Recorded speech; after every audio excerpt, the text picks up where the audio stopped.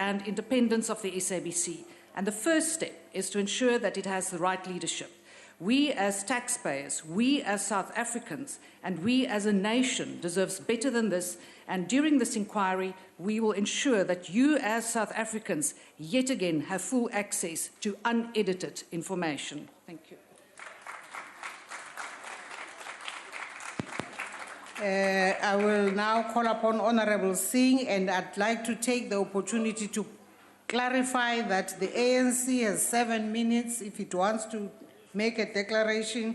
The DA has used 5 minutes, and the EFF 4 minutes must be allocated to them, and the rest of the parties 3 minutes. That's been agreed by all parties. Thank you, Honorable Singh. Thank you very much, Honourable Speaker. The Inkatha Freedom Party supports the establishment of an ad hoc committee in order to conduct an inquiry into the board and activities at the South African Broadcasting Corporation. In order to ensure the non-bias of the committee to be established, and in light of recent aspersions cast by the SABC as regards the purported bias of the current Portfolio Committee on Communication, which aspersions we do not necessarily share, we agree that the board consists of members of this House that do not currently serve on the Communications Portfolio Committee. Honourable Speaker, last week we had Mr. Motsoneng, who the board recently so valiantly defended, trying to allegedly, and that's the operative word, allegedly alienate listeners from the Indian community by suggesting name changes to the radio station Lotus FM.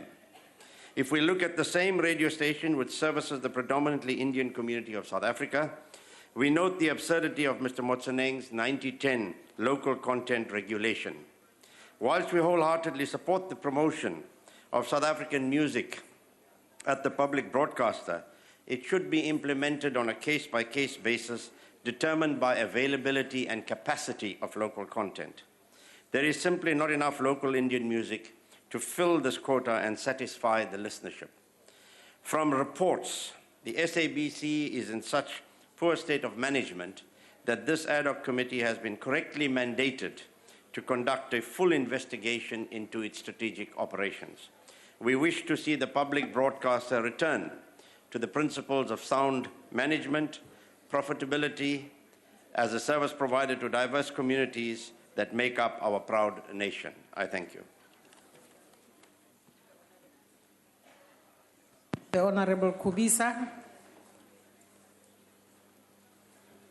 Thank you, Honourable Speaker, honourable members. The National Freedom Party supports the establishment of the ad hoc committee to look into the affairs of SABC. I think this should have long been done because misdemeanors in the SABC have been there for quite a long time. There's been the report of the public protector on matters affecting the SABC, both the governance, management and administrative matters. But it seems SABC has been leaping from one chaos to another. We believe, therefore, if an ad hoc committee is established that is free, is independent, and looking into these matters, we believe that all problems and challenges affecting SABC will have to be arrested once and for all. We cannot have a public broadcaster that does not enjoy the trust of the public out there and that serves the interest of the people of South Africa across the board. So as the National Freedom Party, we therefore fully support the establishment of this committee and would want to see it doing its work fairly so that we come to conclusions that will satisfy the people of South Africa. Thank you so much. The Honourable Mulder. Honourable Speaker, I think we should apply our minds as to what is in front of the House at the moment. In front of the House is a resolution that says we should appoint an ad hoc committee. And that is technically, as far as I'm concerned, all that we should be debating at the moment. We all have our views in terms of what the position within the SABC is at the moment, but I think we should leave that for the process that once such an ad hoc committee is established to bring the facts back to Parliament. The important thing, as far as I'm concerned, is the fact that we are going to establish such an ad hoc committee, and I think it sends a very strong and clear message, not only to the SABC, but to all entities out there that should take note that it seems that Parliament is taking its oversight role seriously, and that Parliament is now going to fulfill the role that was envisaged in the Constitution in the first place. I think it's a very positive situation. I think it's a positive gesture, despite all the negativity out there and all the things that we read and hear about. Let Parliament play the role it's supposed to play, and the first step in this instance would be to establish this ad hoc committee, and we will support that. Thank you. The EFF.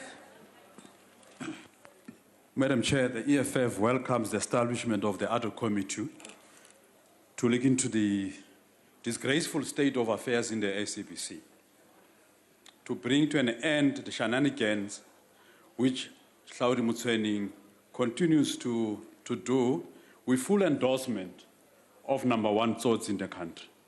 Hlaudi would not be behaving the manner in which he is if he's got not backing of the most powerful individual from the ruling party. Hlaudi Motsoeneng has become a bull in an Indian shop. He has become uncontrollable in a Chinese shop, rather. In a Chinese shop. He has become a disgrace, whether Chinese or Indian, but because it's controlled by the Guptas, the Indian is even more relevant for the situation that SABC finds itself today.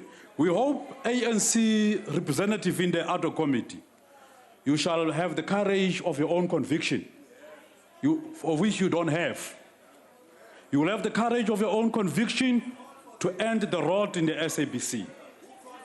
We shall ensure that nothing is left unattended to and bring SABC under control to restore the dignity that it has always been known and associated with the SABC until Jacob Zuma became the state president of this republic. I so wish. Thank you so much. Is a bull in a China shop. Honorable Swart.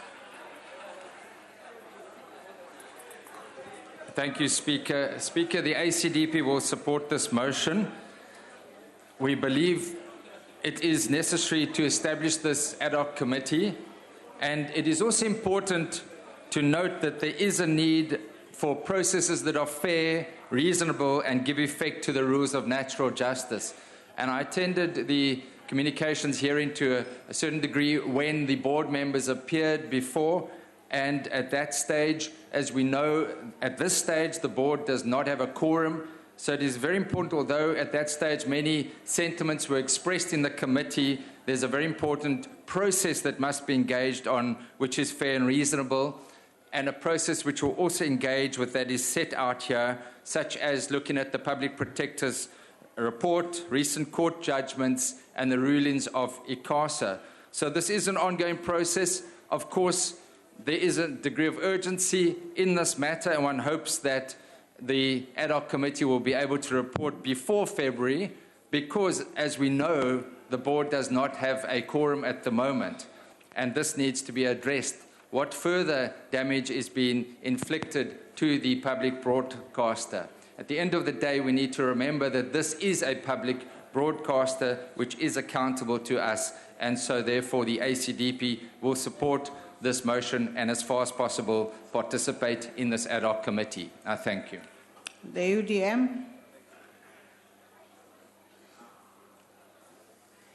Madam Speaker and honorable members, the SABC board in its current form, as already indicated, cannot make any decision, let alone a binding one. This House, therefore, has a constitutional duty to urgently deal with this matter, with this illegality and the dysfunctional nature of this board, and make sure that we replace it with one that plays its fiduciary duty and oversees the activities of the SABC.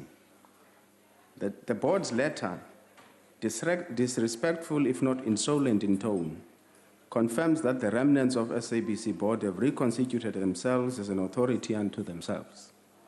In its presumptuous folly, the board, through this letter, declares the vote of no confidence in the Committee of Parliament, that is the Portfolio Committee on Communication.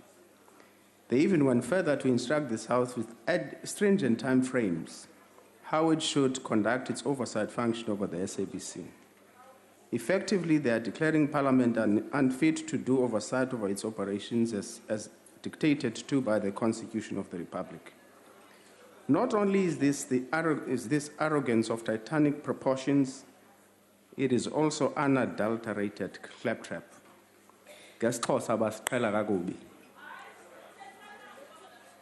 So while the UDM rejects the arrogance displayed by the SABC referred above, and for the purposes of completing the process, without further delay, we support the establishment of the Ad-hoc committee in order to make sure that we bring stability to SABC. Do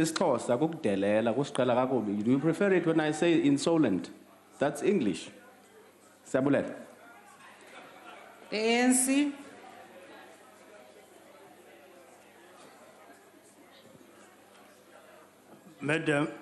Madam Speaker, honorable members, the ANC welcomes the establishment of Ad-hoc committee, and we want to put it categorically clear that the ANC is committed to laws of natural justice, to fairness, and we understand the urgency of the matter as the ANC, but in dealing with the matter, we don't want to be accused of not following due process.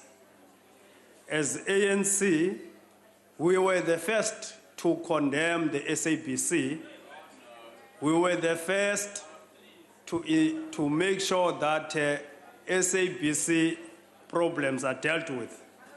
ANC, we have been committed and seized with all the problems which have been happening in the SABC. We want to assure the public that by taking this route, we want to make sure that we deal with these problems once and for all. We want to make sure that SABC is brought back to track, that SABC is not a one-person show, that it's a public broadcaster. So as the ANC and as the study group of the ANC in particular, which have been at the forefront of calling for the commission, for the inquiry on the SABC matters, we want to wish the ad-hoc committee well in its endeavors to deal with the problems. We are sure our comrades who are in that committee are comrades who know and have been following the problems which have been happening in the SABC. Those who are claiming now that they have been in the forefront of that were not here for slogans. Public, rest assured, the public broadcaster will be brought back to your hands by the African National Congress. Thank you. Honorable members, the motion has been agreed to. We will now proceed to the statement by the Minister of Justice and Correctional Services on South Africa's withdrawal from the Rome Statute of the International Criminal Court. The Honorable, the Minister.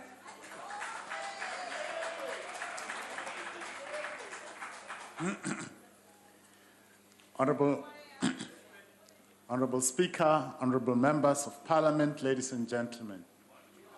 On 28 October 2016, the General Assembly of the United Nations, with 178 votes, elected South Africa to serve on the Human Rights Council, the United Nations body responsible for the promotion and protection of all human rights around the globe. Thank you. This vote came 9 days after South Africa lodged, in terms of Article 127 of the Rome Statute of the International Criminal Court, with the Secretary General of the United Nations, notice of its intention to withdraw from the Rome Statute. South Africa's re-election, which does not appear to have received much media attention, is an affirmation of the international community's high regard for South Africa's constitution, its Bill of Rights, its constitutional bodies which strengthen democracy, its independent judiciary, and for its tireless efforts to promote peace and reconciliation, its respect for human rights, its efforts to eliminate all forms of impunity and to promote development on the African continent and elsewhere.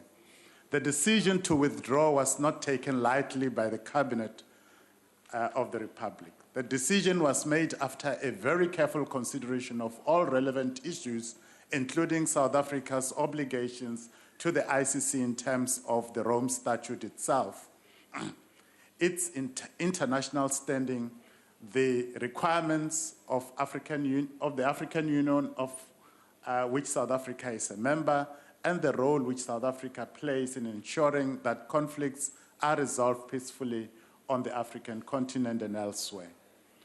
The Rome Statute entered into force on 1 July 2002. 124 state parties, 34 from Africa, South Africa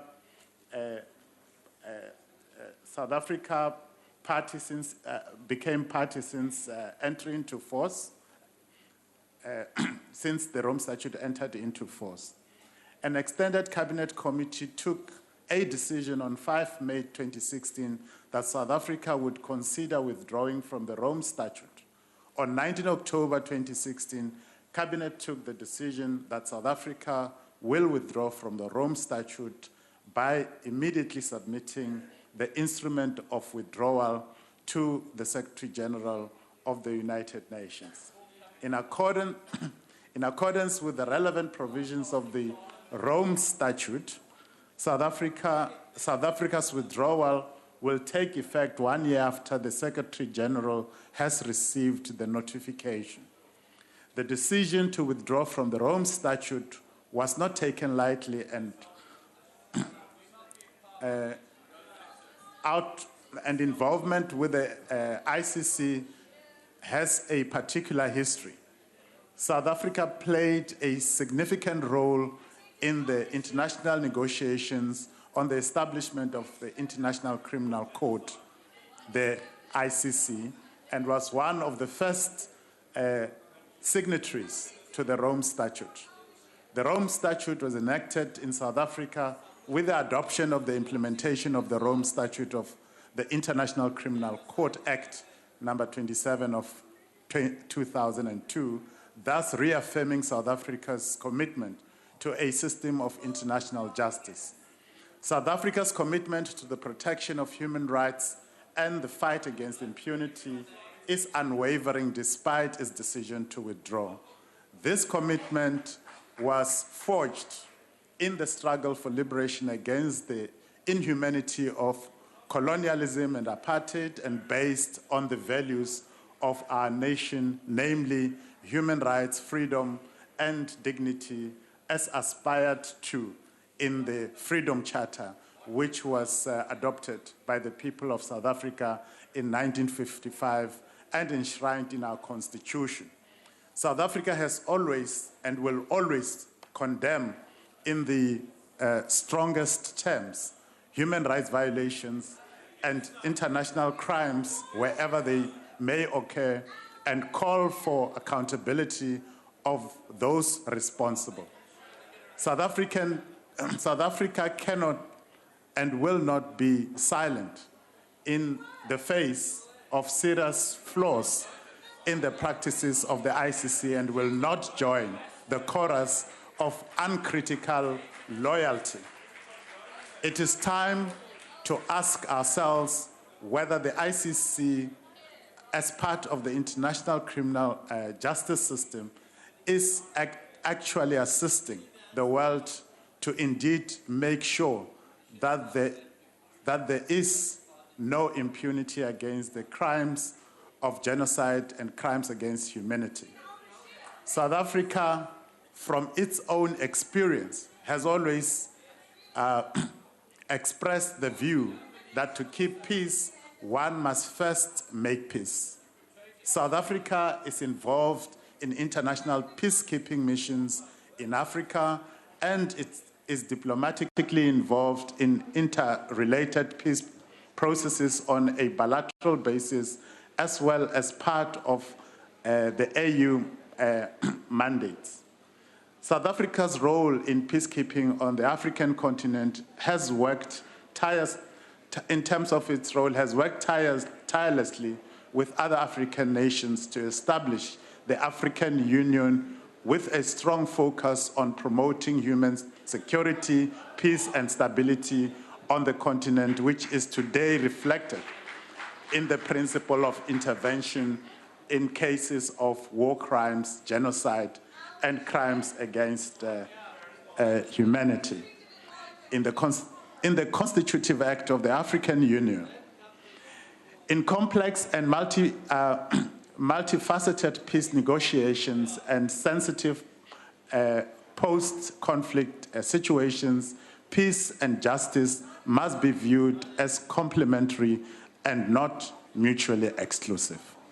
The reality is that in an imperfect world, we cannot apply international law with an idealistic view that strives for justice and accountability, and thus competing with the immediate objectives of peace, security, and stability.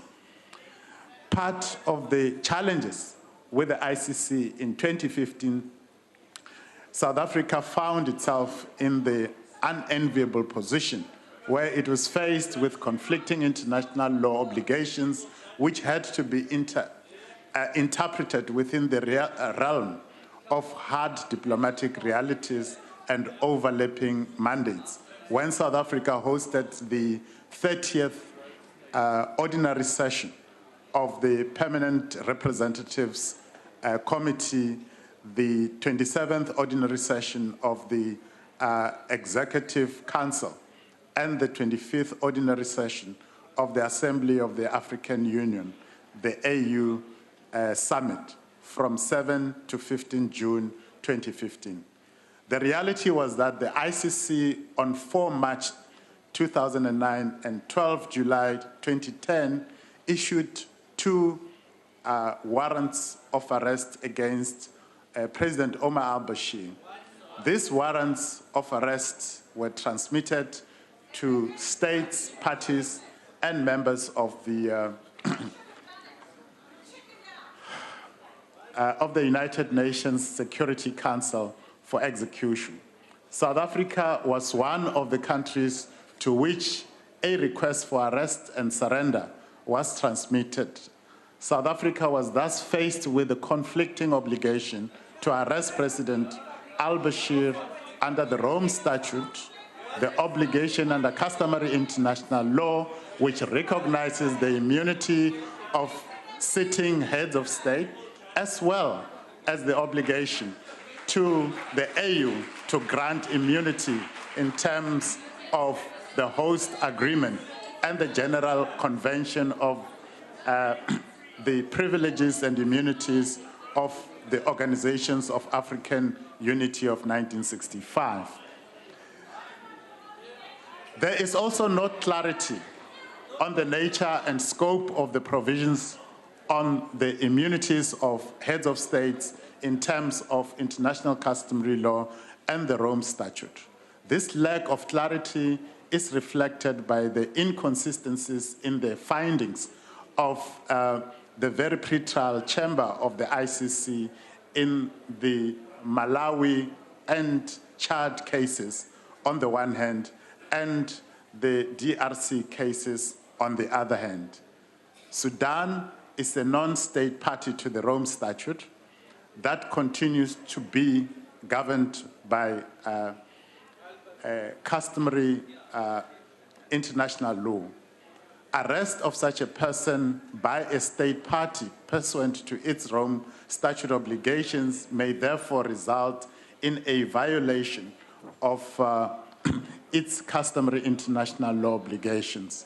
In order to address this untenable position, South Africa, prior to the AU summit, used the mechanism of consultation with the ICC to find a resolution available under Article 97 of the Rome Statute, the first state party ever to do so.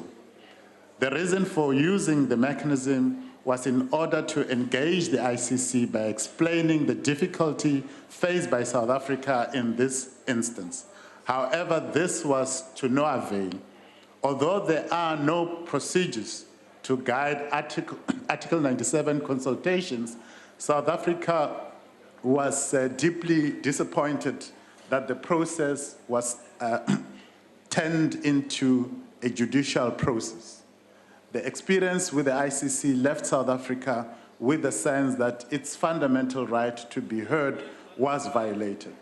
South Africa is of the view that to continue to be a state party to the Rome Statute will hamper its ability to effectively engage with countries in which serious conflicts occur. It will compromise South Africa's efforts to promote peace and security on the African continent and to play an essential part in international peacekeeping missions in Africa and in related peace processes.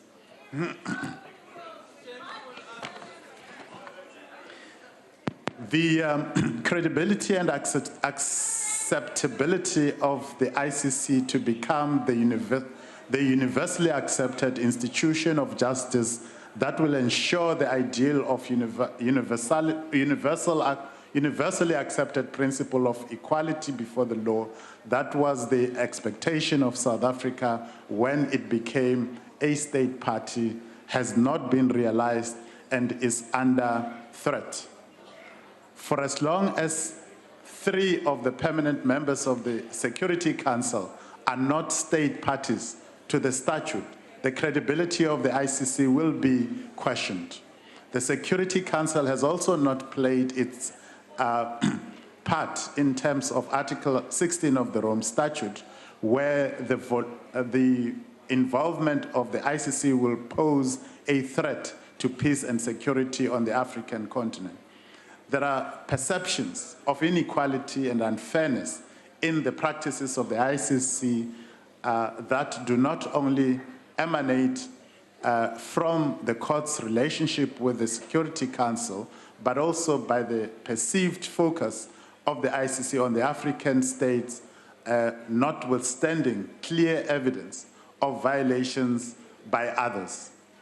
On the way forward, South Africa has always believed that countries should have strong national legal systems that can ensure accountability and prevent impunity from these crimes. In this regard, South Africa has various statutory measures on its own statute books to combat international crimes that ensure accountability and will strengthen this as needed. International courts can only be complementary to national legal systems. We should work diligently to ensure that all countries have the necessary measures in place to prevent impunity and that justice is not simply outsourced to international courts. South Africa has never viewed the ICC in isolation, but as one element in a new system of international justice, law, and governance. It must therefore be the last resort to protect human rights and to fight impunity. South Africa also believes that the African Court of Justice and Human Rights in Arusha, the Republic of Tanzania, Order, must play Honorable a Minister. crucial... I'd just like to point out that you've taken 2 more minutes.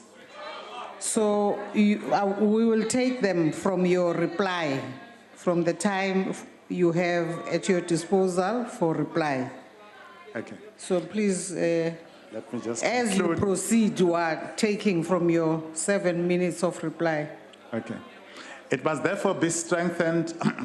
Sorry, maybe let me go. South Africa also believes that the African Court of Justice and Human Rights in Arusha, the Republic of Tanzania, must play a critical role in the fight against impunity on the African chamber and must become operational as soon as possible. conformance with the statutory customary international law, Article 46 of the Malabo Protocol provides for immunity from prosecution for AU heads of state or government based on their functions and during their tenure in office.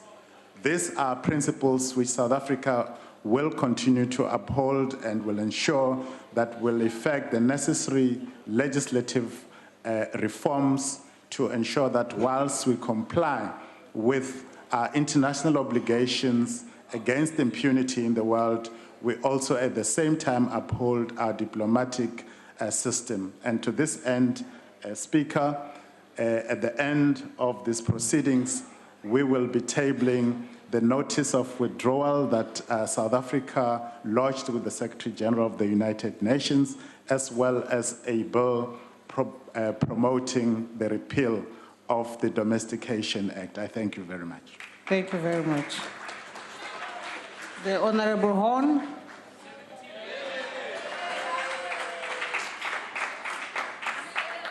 Thank you, Madam Speaker.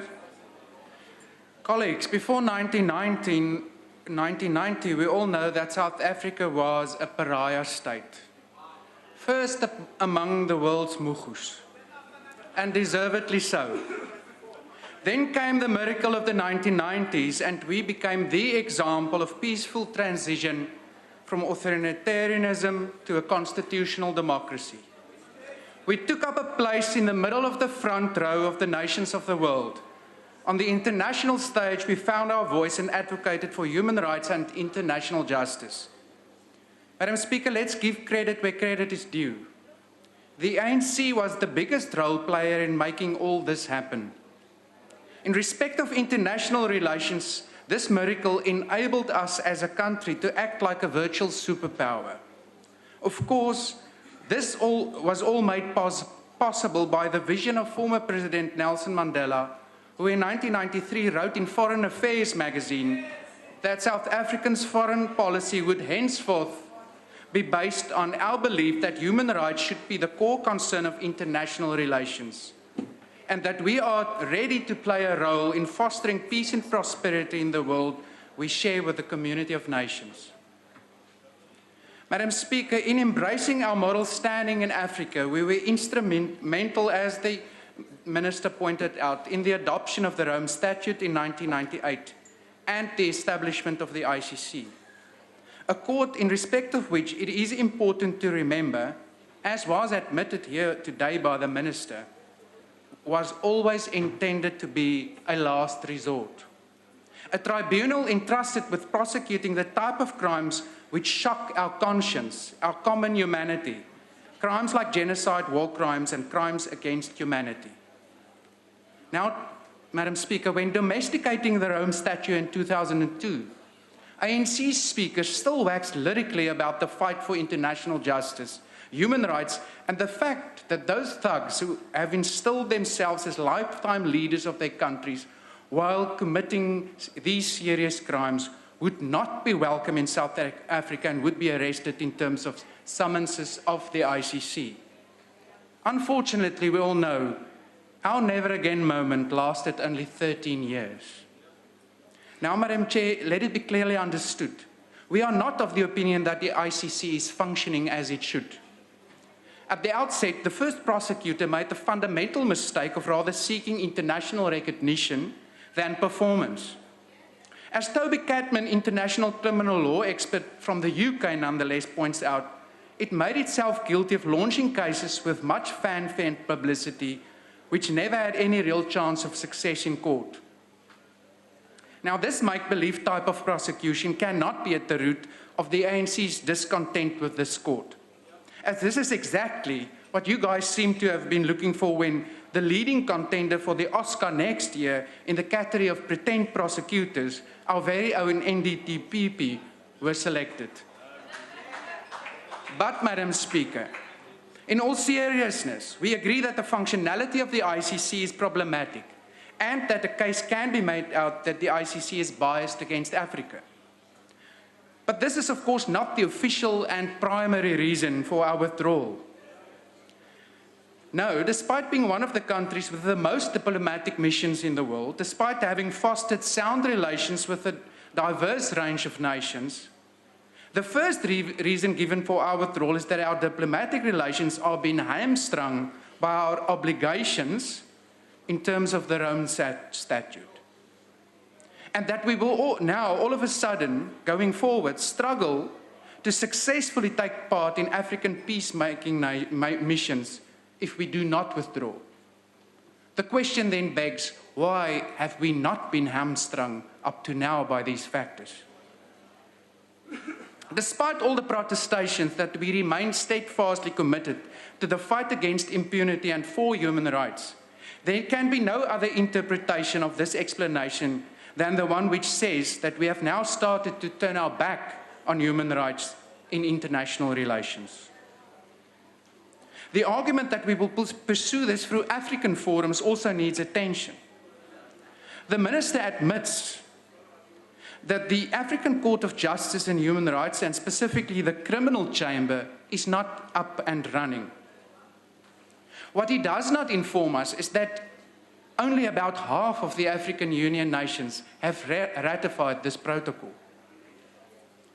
What he also does not inform us is that this has been a decade-long struggle of the African Union. So the question then begs, why should we depend on an African court which is not yet up and running? Specifically, in light of the fact that we will have the same diplomatic issues regarding ratification, that the same risk of politicization of the African court is there as is with the ICC. And more importantly, he does not mention that at this stage, there's simply no funds available in the African Union to make this criminal chamber work. At this stage, the ICC operates with a annual budget of $140 million US. The International Criminal Tribunal in Rwanda in 2011 had a cost of $270 million. And the African Union simply do not have the money at this stage to implement the criminal chamber. It is for these financial considerations that the most AU members have not yet ratified. Madam Speaker, but not only that, this saga unfortunately also illustrates that the disdain of our executive for the rule of law and the supremacy of our constitution.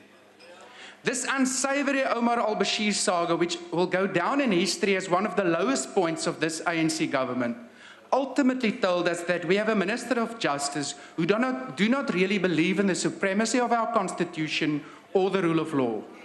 How else do you explain your belief that the international customary law can trump our constitution? And why else would we ignore a clear court judgment explaining to us that this is not the case? The Minister talks of conflicting obligations. The fact is the Supreme Court of Appeal has clearly illustrated and explained to the Minister that there's no conflict. Our obligations in terms of the Rome Statute must come first. Madam Speaker, to compound this and reiterate this disdain for the rule of law and the constitutional supremacy, the Minister then goes ahead and advises us that we have filed notice to withdraw without asking us, the legislature, to repeal the enabling legislation first. Now, Mr. Minister, it's all fine to now say that there is a bill coming to Parliament. But what if Parliament does not approve this bill?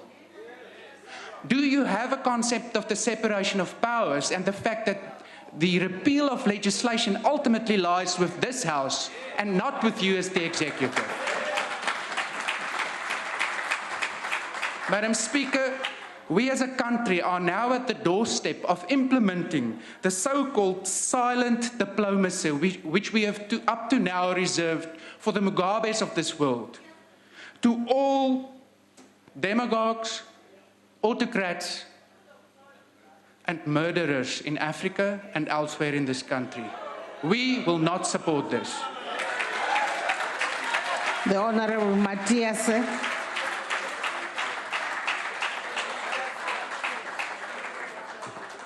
Madam Chair, we stand here as the economic freedom fighters to respond to this ministerial statement that we as the EFF were concerned by the intentions of the ANC government to withdraw from the ICC. Given that the state does not have a legitimate leadership, we cannot be blamed to receive such announcement with suspicion, especially because it comes shortly after Burundi's similar decision. We are concerned that the ANC government has made a unilateral decision without necessarily consultation, whether it is constitutionally required or not. The EFF must make it clear that we do not support the ICC in its current form and have grown increasingly suspicious of its decisions. Its existence, the ICC has only ever successfully tried Africans and incarcerated them, and it has failed dismally to act on war crimes committed by superpowers such as the United States and the United Kingdom in all wars in Iraq and in Libya. Bias and underhandedness in the manner they select the cases they try, and as the EFF, we strongly believe that Africa is a soft target for this judiciary body, and Africans will never be treated with fairness under its current attitude. We have, as the EFF, always advocated for an alternative and independent African-supported body that will keep the continent in check.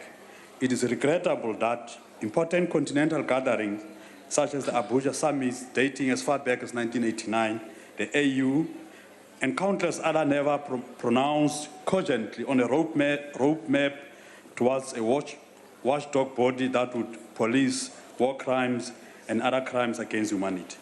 It is in this context that a vacuum was created in which the ICC found expression.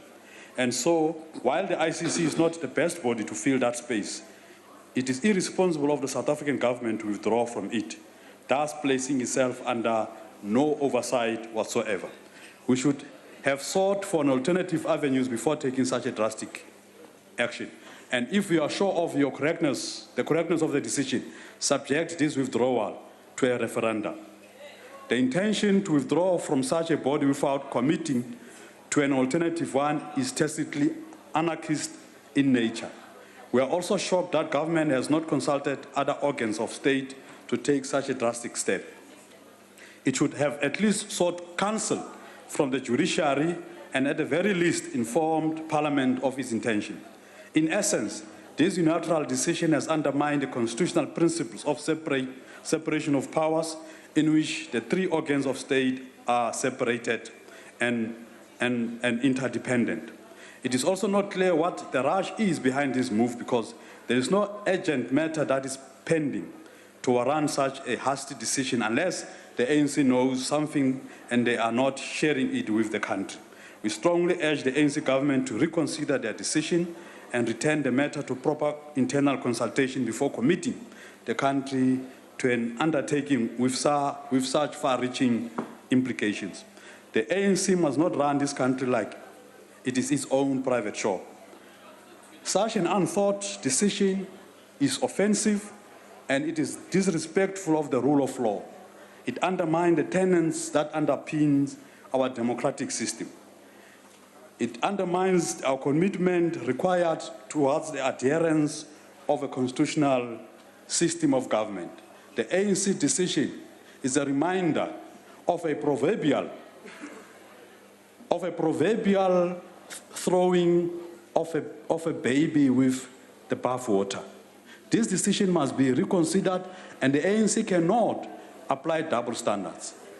They have considered this decision because of having allowed al-Bashir to come to the country, and when it was supposed to uphold the commitment to the Roman statute to arrest al-Bashir, it refused to do so. The ANC is hypocritical on its behavior, on its conduct. They behave like spoiled brats. You should have upheld the rule. You should have ensured that al-Bashir is held. You cannot agree to the rules of game, the rules of engagement, and at the same time, Madam Speaker, after breaching. Honorable Matias, can you take your seat? Honorable Oliphant. Madam Speaker, I'm just checking if the honorable member will take a question. I'm worried about this inconsistency. Will you take a question, Honorable Matiase? He must consider on his failing department, and I've got no time for your question. Please wrap up, Honorable The Matiase. ANC cannot continue to behave in the manner it's behaving. You are fully aware that you should have done the right thing. Arrest Al-Bashir, and the fact that you failed to arrest him Honorable Matiase, your time has makes your expired. conduct suspicious. Makes your conduct suspicious, and we reject this decision. The Honorable Mwango.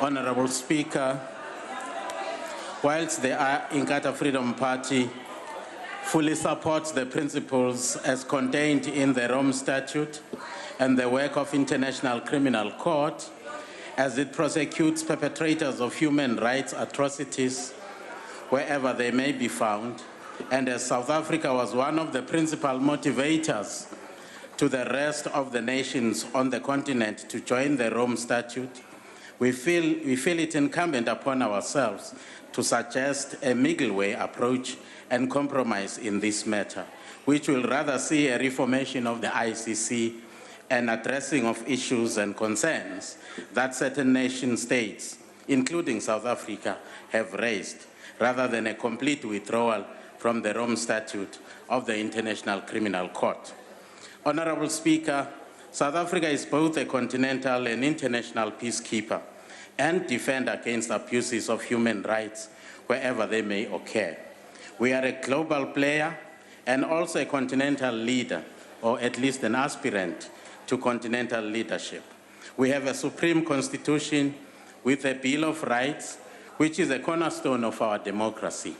We have a duty and moral obligation to not only show the way, but also defend against human rights injustices wherever they may be found. The Inkatha Freedom Party has always been outspoken against human rights abuses. Just last week, we raised the issue of the ill treatment of monks at Larunga in Tibet. The IFP accordingly calls for a reformation of the ICC and correction of the perception that is currently so prevalent that African states are being treated less than equally when it comes to prosecution of African heads of state, when their Western counterparts, some allegedly being equally as guilty of committing crimes against humanity, continue to remain above and beyond prosecution. Madam Speaker, we are very concerned that we could be perceived to be wanting to sacrifice justice at the altar of impunity. I thank you. The Honorable Mwabe.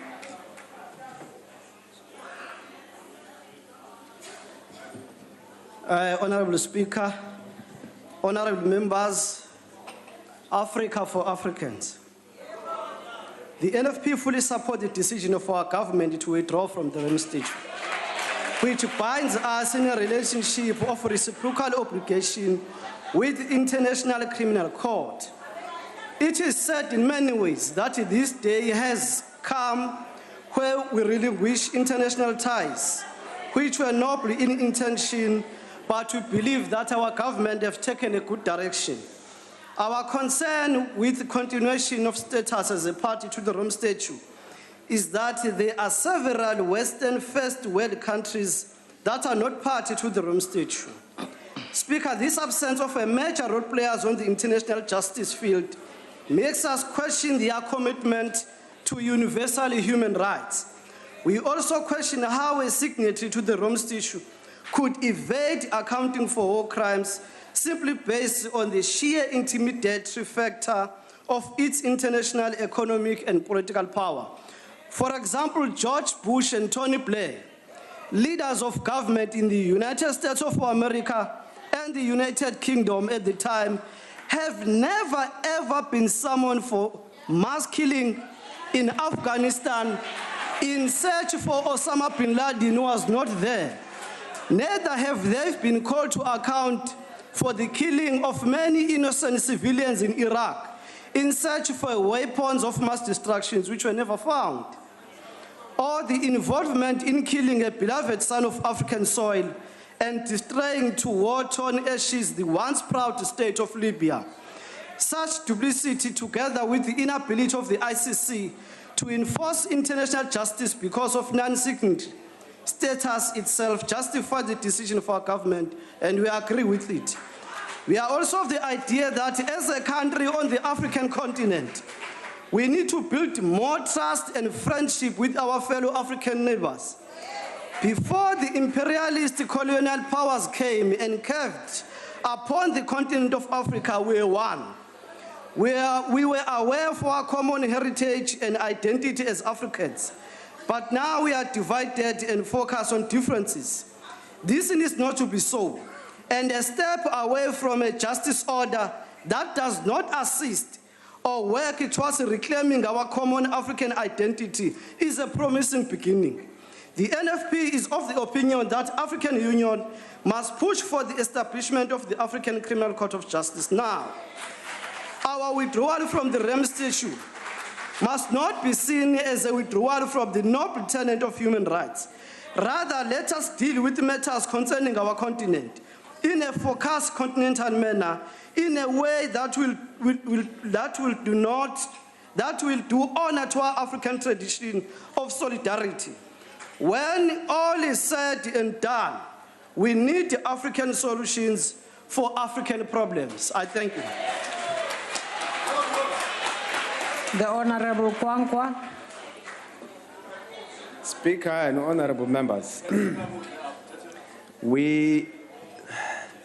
I remember when this happened, my leader took to this podium during that debate and said that would never support the arrest of a sitting president of a country. Be that as it may, the issue here is that we said the first thing that the government should have sought to do was to try and transform the ICC, right? The second step was to say in Africa, we need to make sure that we build the institutions that we need to be able to fight against human rights abuses. That was the issue. It was for that reason that we said, in that very same debate, that it is important for the government to review its membership. And we said, in reviewing, it must be systematic. The withdrawal from the ICC from our position should have been the last resort. As we change up because now, what's with the rush? That is the question that we're asking ourselves from where we're sitting. We're saying, in principle, we agree with some of the issues that you've highlighted. I mean, I've heard the Honorable Minister on various forums admitting that the institutional framework to deal with human rights violations in Africa has not been capacitated, is not up and running. Now, if you take the ICC out of the equation, what are we going to leave? And it's a fundamental question that we must ask as a continent. The other issue, ninga shautisa, niomapon makon. Kukwenye issue afuna niyazi ukuthi asinivulele icango apho kuze kumane kungena bonke ababantu balapha kule Africa bamoshayo, they violate human rights, bacinga bazoparade up, because that is another thing in it. So in essence, we're saying we should explore all options available to us, including trying to reform the ICC. The other question is important, is that we have challenges with all the multilateral institutions, but we don't withdraw from them. We try and make concerted efforts to try and transform them. What is with the rush? Sitikun asiqasi kanphinde noyijong nibuye xa ilungile ningabe ningxame lapha Marcel. The Honorable Alberts.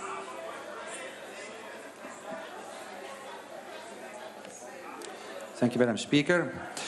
The ANC government's decision to withdraw from the International Criminal Court is conclusive evidence that the ANC's moral compass is being directed by a self-serving ethos that stands in opposition to a selfless and human rights foundation of thought and action that this country so sorely needs. Not only has the state been captured, but more so, it is clear that the hearts and minds of the ANC and this government has been captured by an inward-looking short-term attitude that seeks to extract, accumulate, and destroy at the expense of the innocence of this country. Me, myself, and I is the mantra of the captured ANC soul. Met die ondertekening van die Statuut van Rome het Suid-Afrika gespog dat hy een van die eerste state in die wêreld is wat hom daartoe verbind om vergrypers van menseregte, veral staatshoofde, te vervolg en te arresteer. Hierdie verbintenis het Suid-Afrika 'n besonderse status gegee as 'n verantwoordelike internasionale burger. Dit was ook in lyn met die ANC se verhaal dat hulle Suid-Afrika bevry het en regeer tot voordeel van almal binne en buite Suid-Afrika. Die ANC het egter nooit gedink daar sal 'n dag kom wat hulle beloftes wel getoets sou word nie. At the very first sign that the Statute of Rome also implied moral action, the ANC did it. The ANC should have known that they could not invite al-Bashir to South Africa given the warrants of arrest issued against him, yet they did. The ANC should have known that they must arrest al-Bashir given their ICC obligations, yet they helped him to escape. The ANC should have known that in signing an international agreement, you provide a basis by which the rest of the world will measure you, yet they chose to take the morally indefensible path. In fact, the ANC merely tried to show off to the world how morally angelic it is. But all of this moral positioning is now exposed as a big show. This country is now a fake and moral charlatan thanks to the ANC. Van nou af sal die ANC geen meer morele basis hê om die verlede te blameer nie. Dit is van nou af duidelik dat die probleme wat die land in die gesig staar geskep is deur die ANC, wat regeer met 'n gekaapte hart en siel, verkoop aan Mammom en al sy Gupta verskyningsvormings. As for international law, the ANC is advised to investigate the meaning and follow the development of the international law term called jus cogens. The prohibition against crimes against humanity is considered a jus cogens rule. This is a peremptory norm from which no state may derogate and thus binds the ANC government. So while you might think that you can shirk your statutory duties not to arrest al-Bashir by exiting the ICC, next time you might find yourself in another bind due to a duty of arrest imposed on you by way of international custom and jus cogens. Watch this space. President Zuma en sy ministers mag dalk nog in die toekoms gearresteer word wanneer hulle weer Europa besoek omdat hy en sy kabinet willens en wetens 'n voortvlugtige help ontsnap het. Die Vryheidsfront Plus gaan in die verband 'n versoek rig aan die internasionale strafhof om wel so 'n moontlikheid te ondersoek. Thank you, Madam Speaker. The Honourable Carter.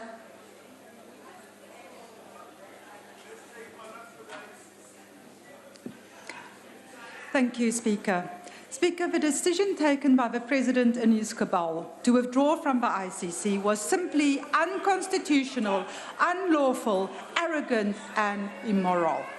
In announcing and endeavouring to justify the decision, the Minister of Justice indicated at a press conference that a legal opinion had been sought and obtained prior to the decision being given effect to, which supported the action. Well, in this regard, will the Minister make this opinion public? Because our opinion that we got is saying something different. If the opinion supported the decision, it is clearly so faulty that it must constitute fruitless and wasteful expenditure. Apart therefrom, the decision was unlawful and unconstitutional and must be rescinded immediately, as Parliament has not taken and should not take a decision to repeal the Act tying us to the ICC Rome Statute. Neither has society been consulted on this matter. It is shameful that the President and his ANC are intent on dismantling, brick by brick, the morality and the values that underpin our very being as a nation and a constitutional state. When they nie. Was the decision taken to protect Zuma and his executive from further embarrassment in court? Or even was the decision taken because they are scared that themselves will be in front of the ICC very soon with the fraud and the corruption. COPE will not support any decision before the ICC for the action. COPE will not support any decision to withdraw from the ICC. It goes against the cornerstone of our Constitution and our Bill of our Human Rights. This executive has got South Africa at the point of junk status, and now you want to take us to a skunk status. Thank you. The Honourable Swart. Thank you, Speaker. The ACDP appreciates concerns that have been expressed about the ICC from African countries. There can be no doubt that the ICC's almost exclusively African-focused prosecution is regrettable. However, what is crucial is that the majority of cases that have been referred to the court have been done so by the relevant African states or their citizens themselves. And this, no doubt, was the last recourse for justice where their own domestic courts have failed them. And we know that the SADC tribunal was undermined, and as the Minister said, the African Court of Justice criminal chamber has not yet been implemented. Now, we also know that superpowers such as the US, Russia, and China are able to use the Security Council to protect themselves and their proxies. This flaw was always there. South Africa sought to address this by implementing the Rome Statute in a manner which gave it the power to prosecute any individual, regardless of their nationality, for genocide, crimes against humanity, or war crimes, provided those persons visited South Africa after committing those crimes. Now, it was this innovation that intended both to secure accountability and cancel out global inequality that made South Africa so admired by advocates of international justice throughout the world. By withdrawing, we will definitely lose this moral high ground. And the ACDP believes that rather than withdrawing, we should have continued to raise our concerns with the UN and the ICC in an attempt to have our issues and concerns addressed. Remember, South Africa led the group of more than 50 like-minded states at the Rome Conference, leading to the adoption of the ICC. These states resisted pressures from powers like the United States that sought a less independent court and one more beholden to the Security Council. Given this innovative and pioneering stance that we took then, it is regrettable that South Africa is the first country to leave the ICC. Furthermore, the argument that demands for accountability and justice impede the pursuit for peace does not hold water if we look at the modern history. It is replete with examples of international justice processes proving critical for the attainment of peace. Take, for example, the exclusion of the Bosnian Serb warlords from the Dayton Peace Accords that ended the Bosnian conflict, owing to their indictments by the International Criminal Tribunal for the former Yugoslavia. This was said to be essential for the achievement of success for that agreement. Chairperson, the ACDP believes that the process of the withdrawal is also seriously flawed, given that the Rome Statute was incorporated into our law by an Act of Parliament. Consequently, only an Act of Parliament can repeal this law. And therefore, we support the application by the DA for direct access to the Constitutional Court to provide clarity on this matter. I thank you.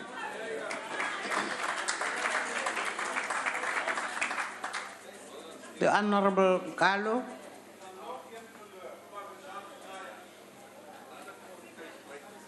Thank you very much, Honourable Speaker. The AIC would like to remind this House that in the last decade of 20th century, after a long struggle to achieve equal rights for all, under the government of the people, by the people, for the people, this changed. In a historic speech at the opening of Parliament on February 2, 1990, the then President F.W. de Klerk announced the unbanning of the principal liberation movements, including the ANC, PAC, and the SACP, and the release of, from prison of ANC leader Nelson Mandela. In 1994, the country's first democratic parliament was convened. A new constitution was drafted that was based on a rejection of unrestrained power of the apartheid regime and a desire to create a state system in which power is directed by law. As a result, the Constitution of the Republic of South Africa of 1996 is the supreme law of our country, which is monitored and enforced by the Constitutional Court.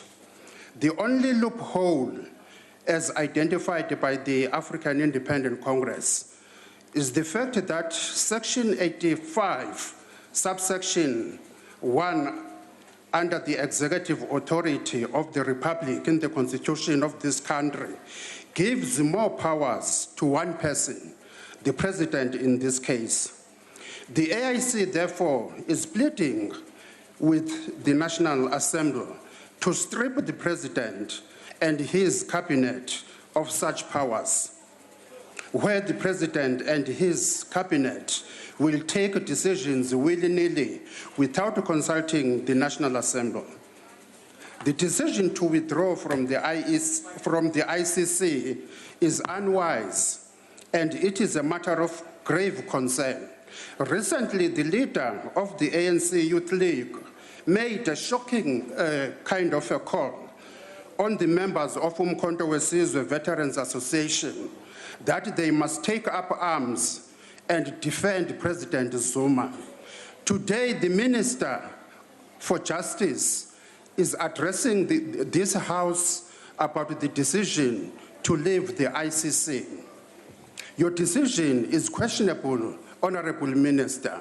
The AIC is advising you and the President to call a referendum. The people of South Africa are ready to be engaged on this fundamental issue.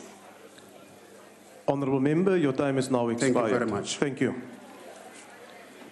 The next speaker is the Honourable Plawama. Thank you, Honourable Chair. The debate today confirms a disease which has affected those who are advocating for the withdrawal of South Africa at the ICC. This disease in Mandarin is called Kwanzi because, Honourable Chair, we have become a proxy of China, Russia against the West. This decision is not dictated by a desire to be independent from foreign influence, but by Chinese desire to establish a new international political and economic order in the 21st century. Honourable Chair, we have lost our moral authority among nations. We have now become defenders of dictators, crooks, political zombies like Robert Mugabe, who accumulate wealth while their people suffer. It's precisely this reason why South Africa intends from withdrawing from the ICC. The more, Honourable Chair, the reason behind the withdrawal from the ICC is not a policy direction, but a corrupt one, and a surety that our country is run by syndicates who do not have the interest of our people at heart. Honourable Chair, the ruling party has put our country on an auction. Our country is for sale. The highest bidder, who is willing to bribe, sustain opulent living of the ruling oligarch without questioning their gross human violations, patronage, nepotism, is the one who will be able to dictate the direction this country is taking. Honourable Chair, so far the ICC poses a threat to those who have no intention to uphold democratic principles. Honourable Chair, all this is done to please the Omar Bashir and the Yoweri Museveni of this world. Honourable Chair, this schizophrenic policy direction shows how our country, under the leadership of President Zuma, has lost its way. In essence, this country has joined a club of mafias who kill their people at will without consequences, who own their treasury as pocket money, who harass and maim their citizens without punishment. We don't support this withdrawal. I thank you, Honourable Chair. The ANC.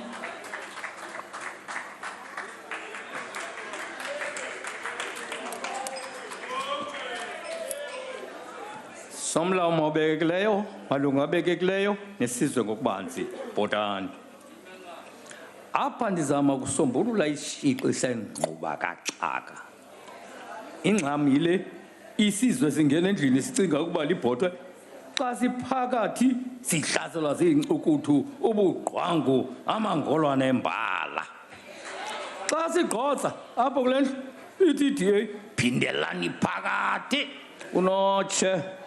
Let me explain why the ANC decided to instruct this government to pull out South Africa out of the ICC as a matter of urgency.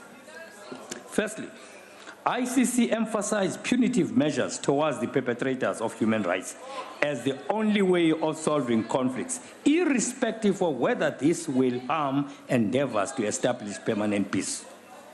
The foreign policy of the ANC government, on the other hand, is anchored on the values of Ubuntu, patriotism, humility, and integrity. One of the pillars of Ubuntu is promotion of peace. Even when we greet, we say, Dumelang khotso, ailale magwala rinone.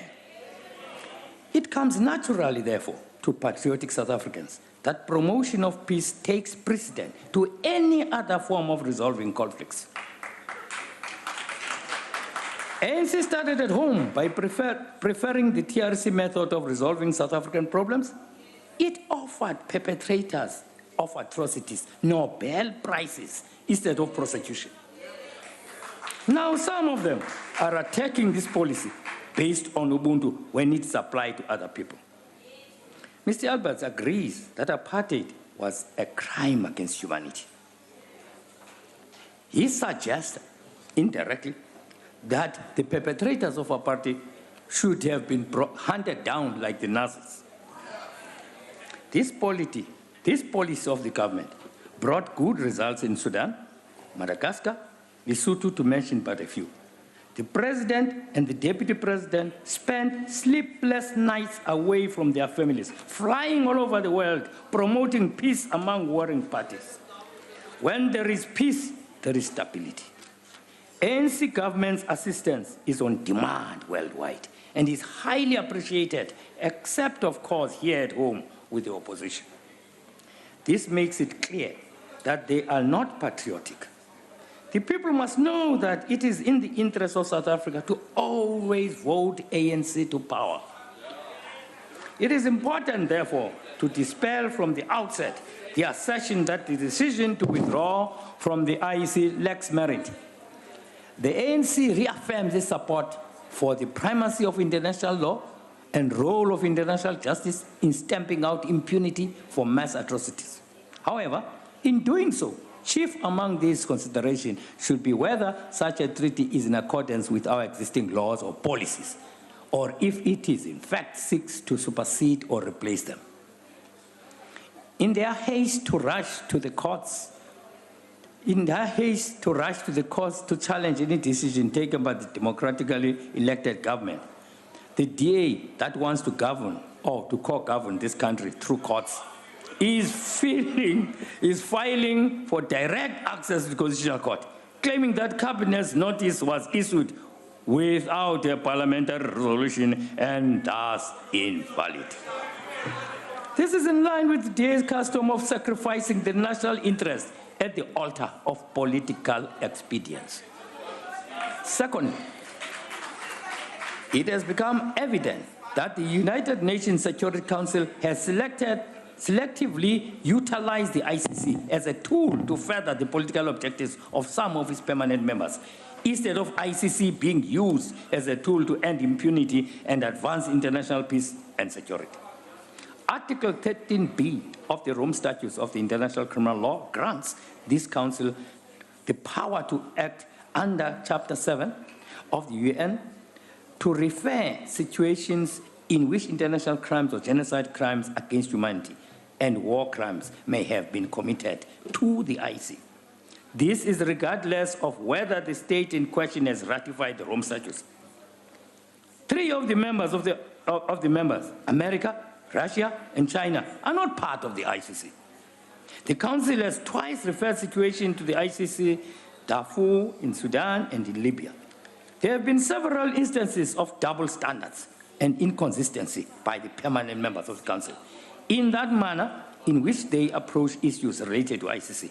The Council has failed to act in several situations where grave international crimes have occurred.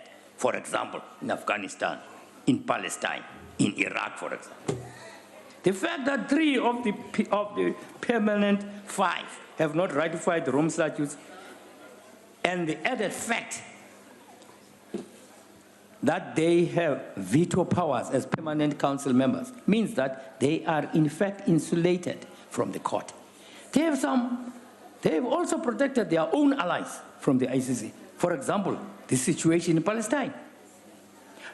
They would not be referred to ICC as the US probably will block it. Double standards. It should be noted that referral resolutions at the instance of the United States, which is not a party to the Rome Statute, by the way, also state that expenses incurred in the connection with the referral are to be covered by parties to the Rome Statute or states that have contributed voluntarily. The UN would not cover any of the expenses. Thus, states not parties to the Rome Statute use the ICC selectively for political purposes, but do so without incurring any material cost to themselves and to advance their geopolitical interest.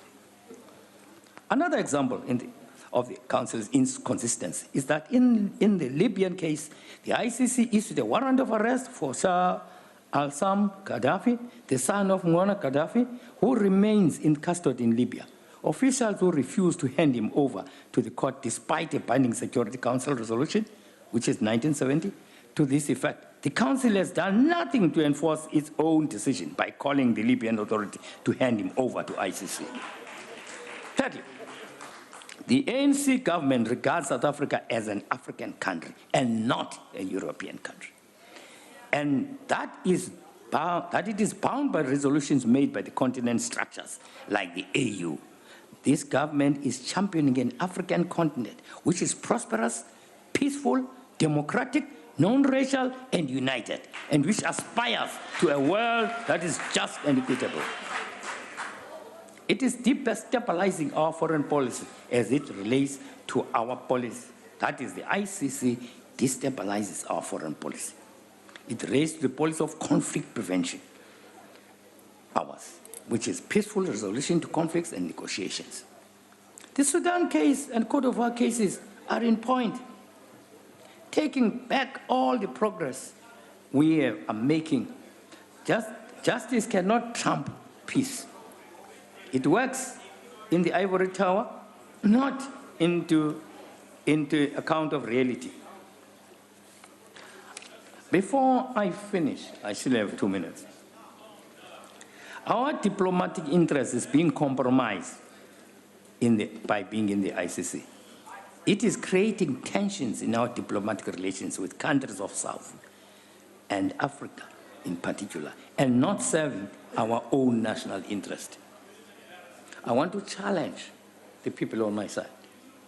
How patriotic are you?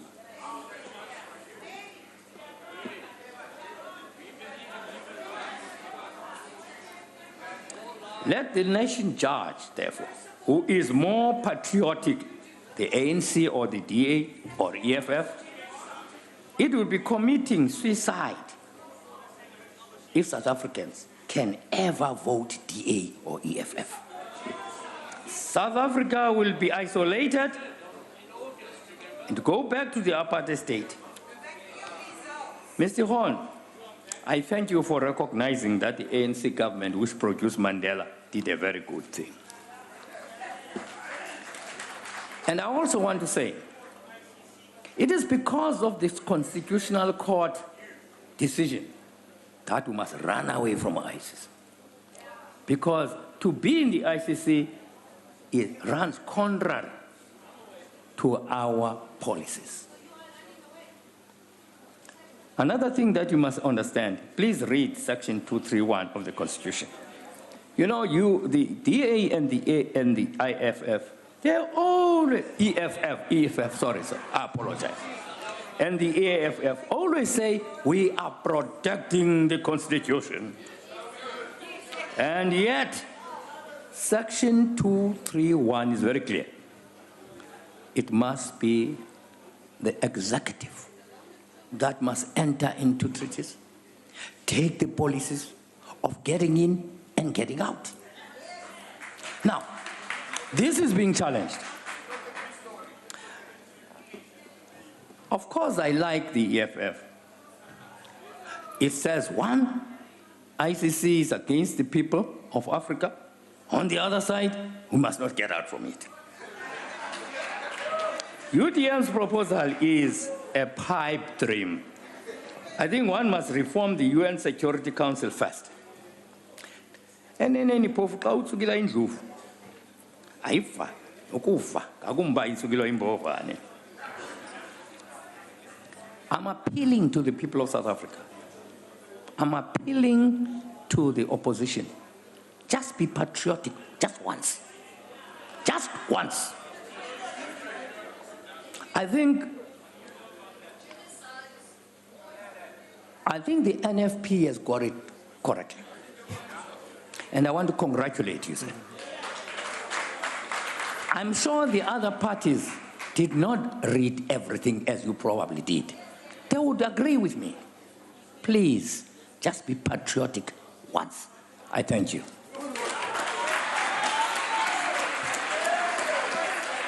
The Honourable Minister of Justice and Correctional Services.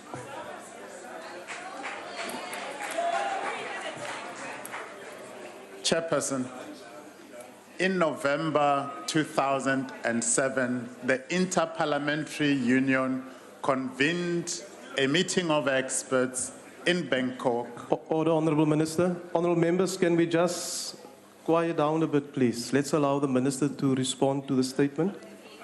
Continue, Honourable Minister. And at that meeting, I was asked to represent this Parliament and the interests of parliamentarians on a debate whether international law should be changed so as to allow parliamentarians to play a role in the negotiation of international agreements. Why was that a symposium convened? Because international law as it stands states clearly that the negotiation and signing of international agreements is the preserve of the executive, and so says our Constitution at section 231(1), full stop. And it is for that reason,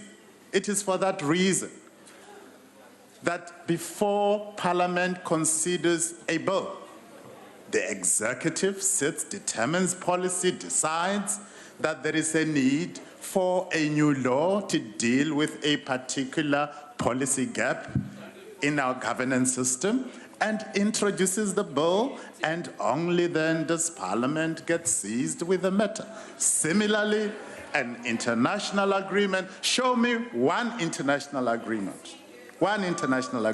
which was negotiated here first, and only then submitted to the executive to concur, so that the executive can then sign and submit that agreement. Show me one example.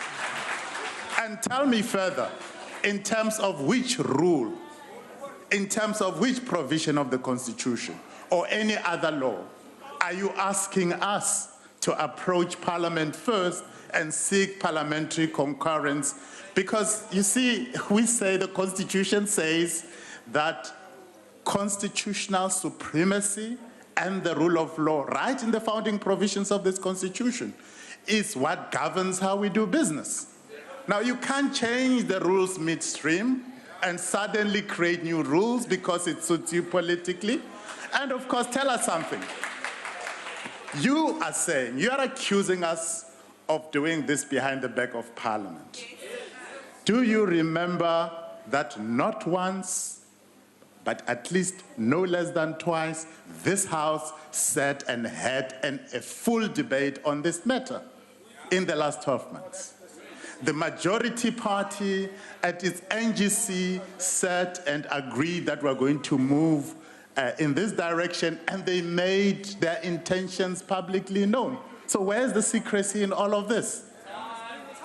We have indicated that immediately at the end of this debate, we'll table the notice for your consideration as Parliament to enable you to exercise your parliamentary authority your time is under the Constitution. That's what we're going to do. We will comply with the Constitution. No issue, no matata. Thank you very much. Your time is expired.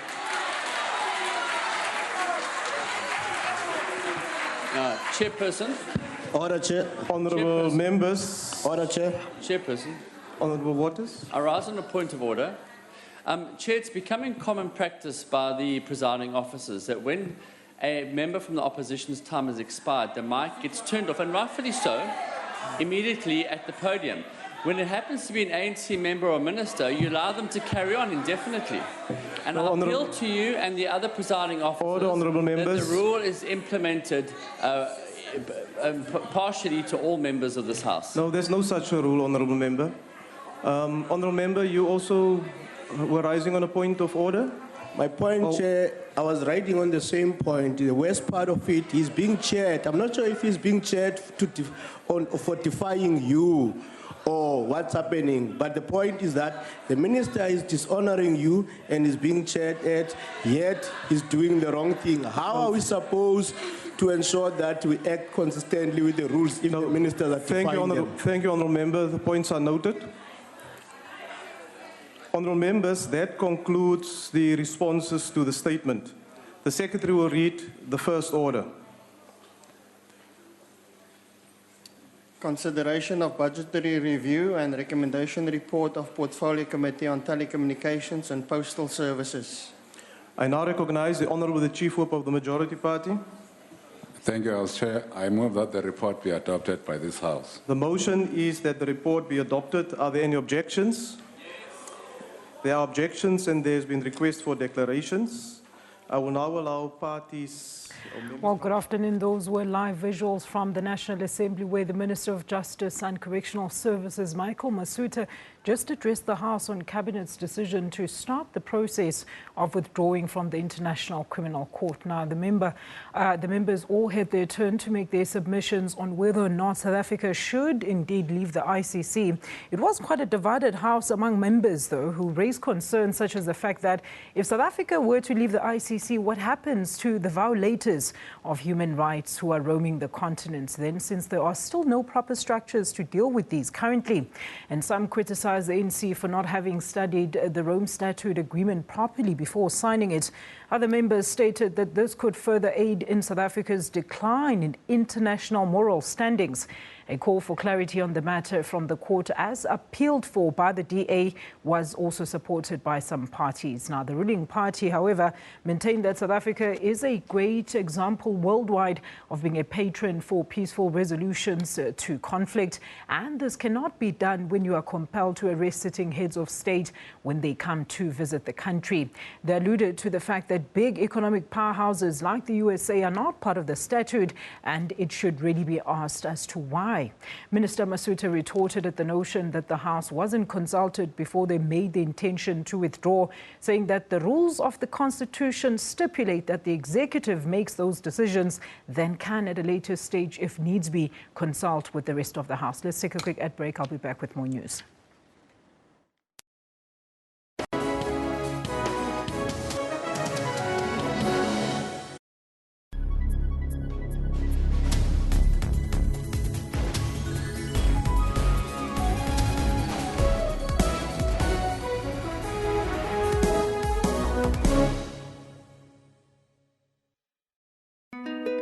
What is the price of ambition?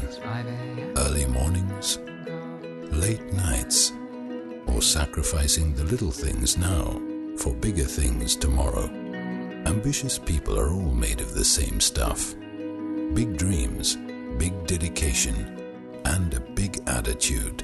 With an understanding that sometimes to get ahead in life, you need a helping hand from those a little bigger than you. For home, for business, for life. Macro, big on life.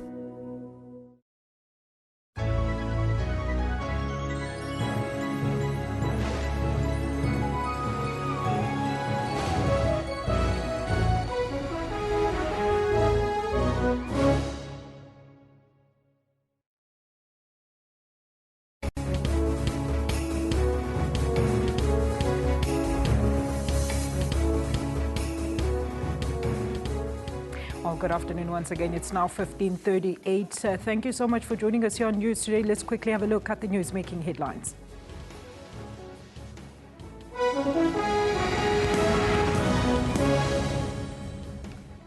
Justice Minister Michael Masutha addresses the National Assembly on Cabinet's decision to start the process of withdrawing from the International Criminal Court. More reaction from political parties on the Public Protector's report into state capture. And as Eskom releases its financial results, CEO Brian Molefe defends himself against the corruption and fraud allegations made against him by former Public Protector Thuli Madonsela's report on state capture. In your top news, Clive Derby-Lewis, who was convicted for the conspiracy to murder SACP leader Chris Hani, has died at the Eugene Marais Hospital out in Pretoria. Derby-Lewis was arrested just before the 1994 elections for Hani's death. Hani was assassinated by Janus Valus. Derby-Lewis was granted parole in May last year following several attempts to be freed from prison. While serving his sentence for his role in Hani's killing, he was diagnosed with lung cancer. His wife, Gay, has confirmed that he died this afternoon. Justice and Correctional Services Minister Michael Masutha has addressed the National Assembly on Cabinet's decision to start the process of withdrawing from the International Criminal Court.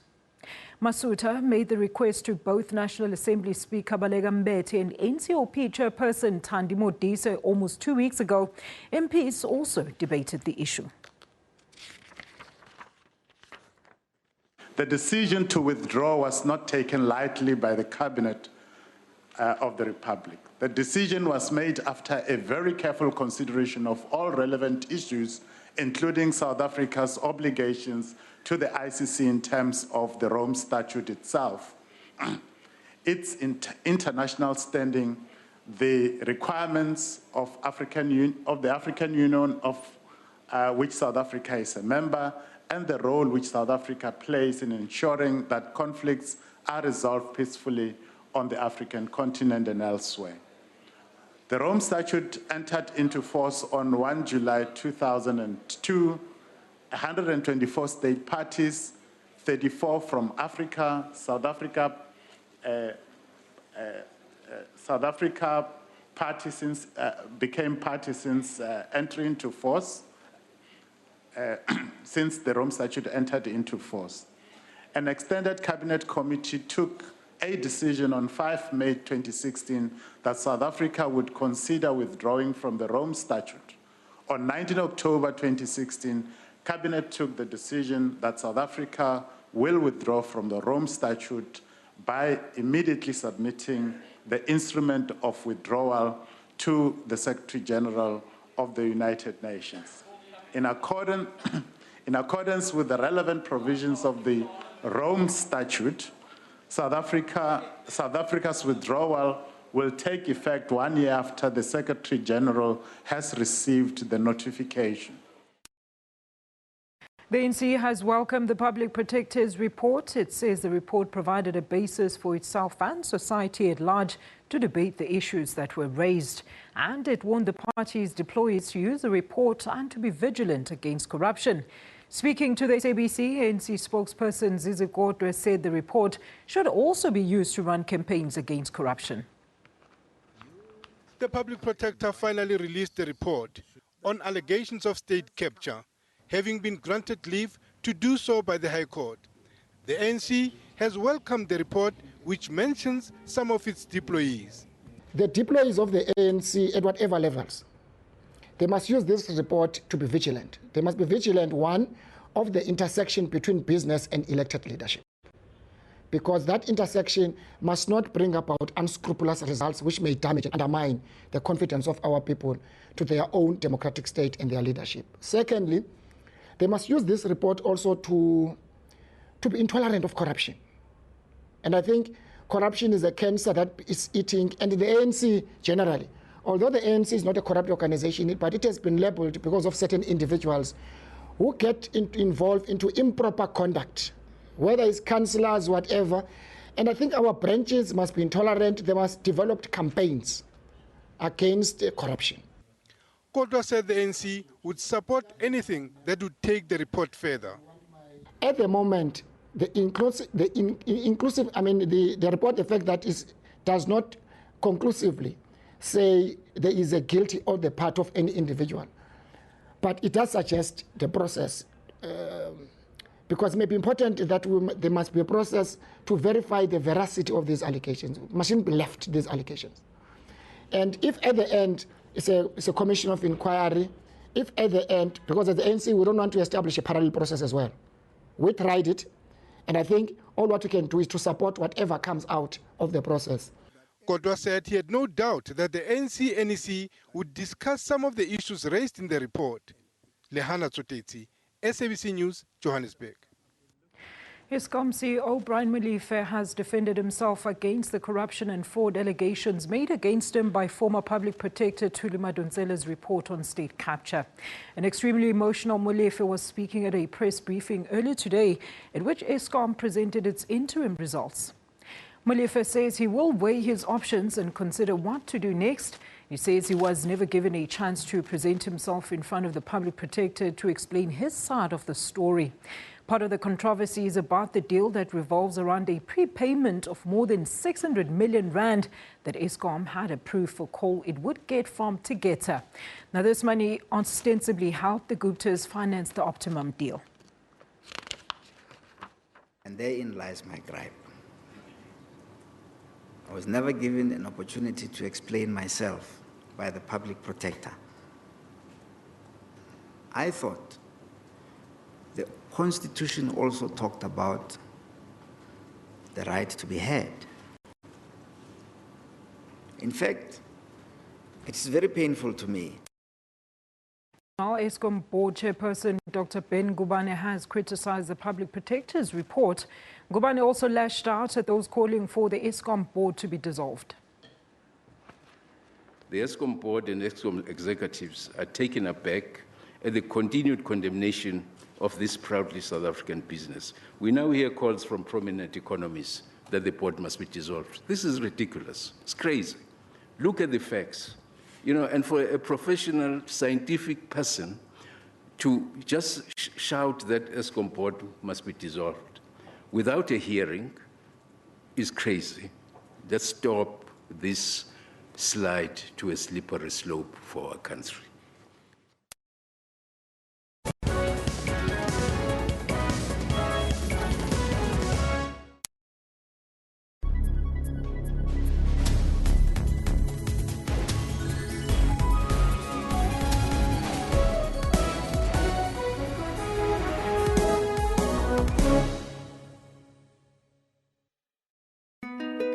What is the price of ambition? Early mornings, late nights, or sacrificing the little things now for bigger things tomorrow? Ambitious people are all made of the same stuff. Big dreams, big dedication, and a big attitude.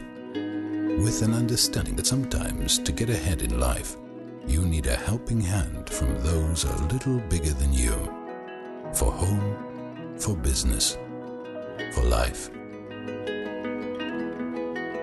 Macro, big on life.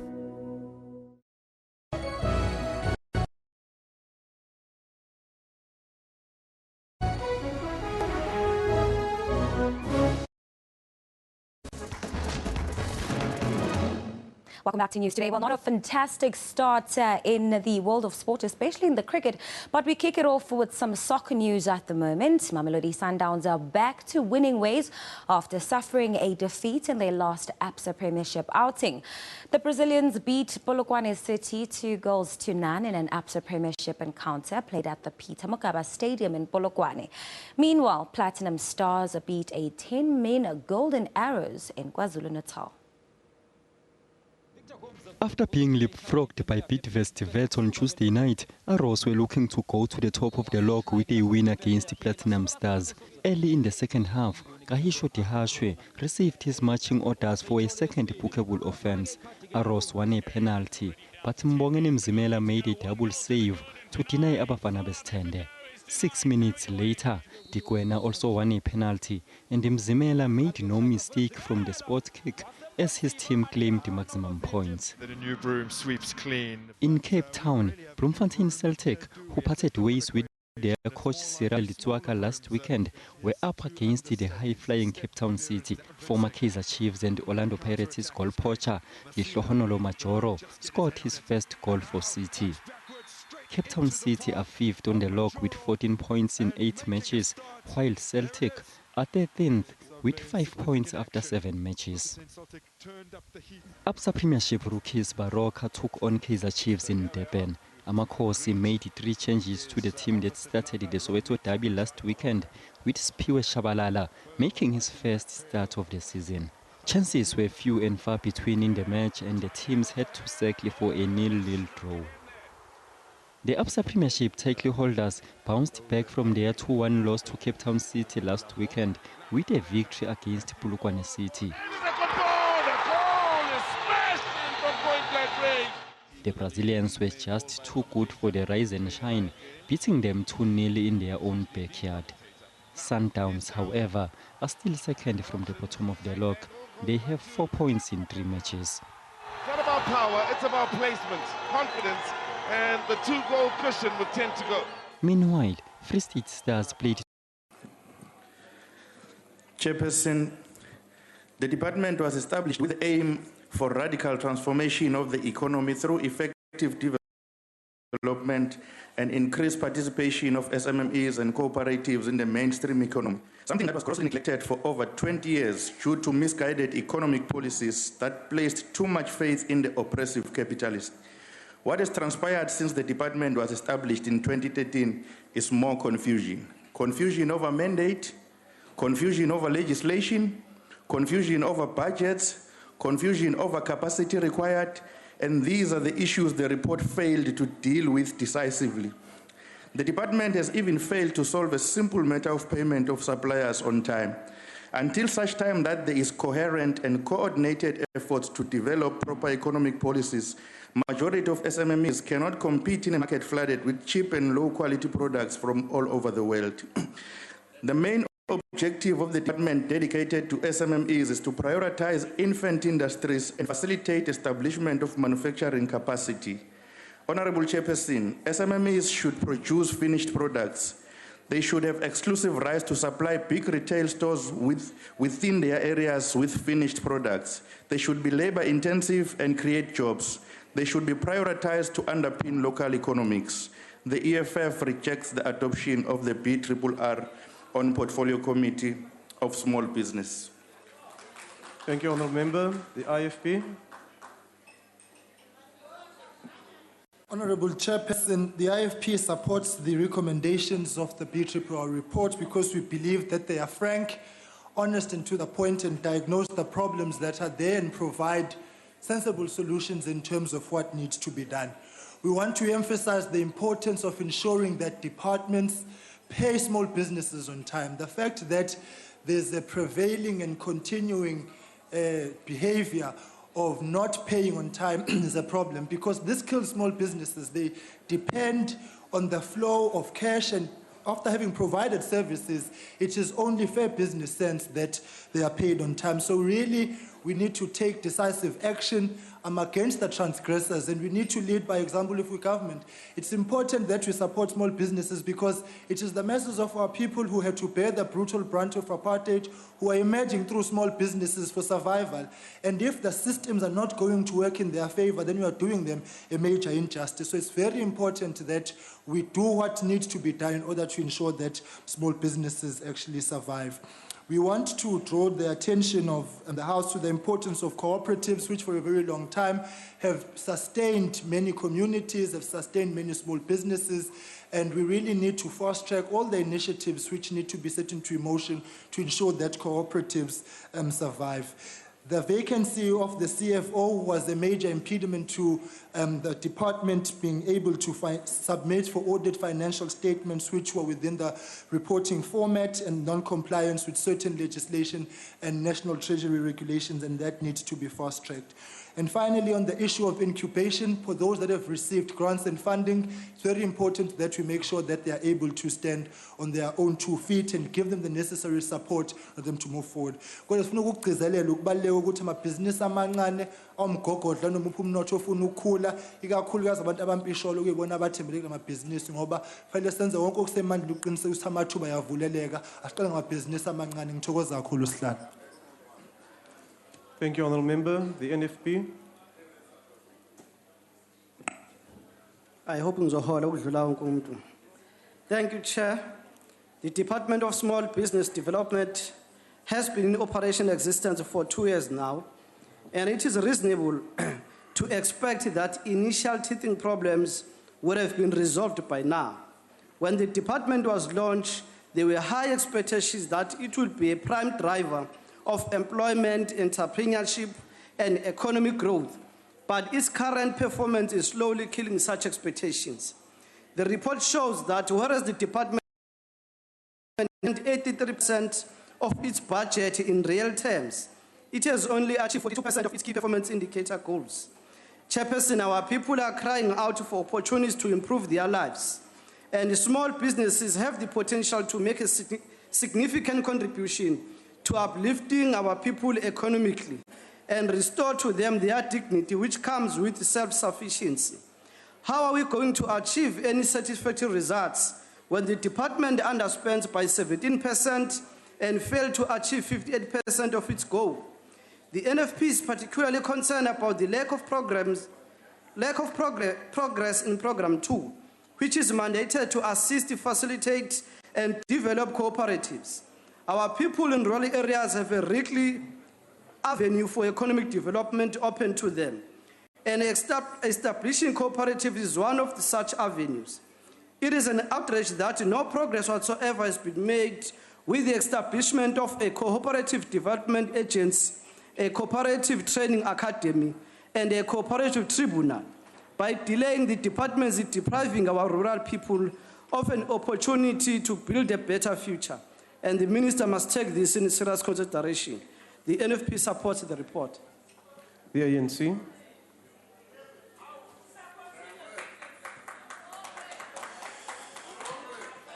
SMMEs and cooperatives are the core of the success of small businesses worldwide. And South Africa is no exception, especially under the capable leadership of Minister Lindwe Zulu.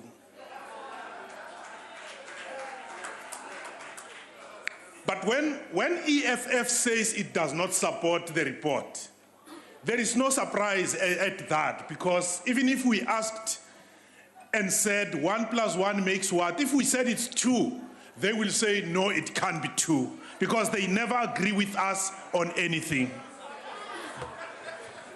Honourable Member, will you just take your seat, please? Yes, Honourable Member. Why are you rising? Will the Honourable Gentleman take a question? Yes, let me take a question. Take your seat, Honourable Member. You can ask the question, Honourable Member. Are you saying that our mathematics is as bad as Jacob Zuma's? You failed even to ask a question. But let's come... When it comes to DA, Honourable Chance, you know very well that we accept the red tape motion that is being tabled so that we look at it in the next quarter. Because we said if we look at it now, we will be looking at it piecemeal, and that will not make any sense. So, truth be told, you know that we are at 1 in terms of red tape.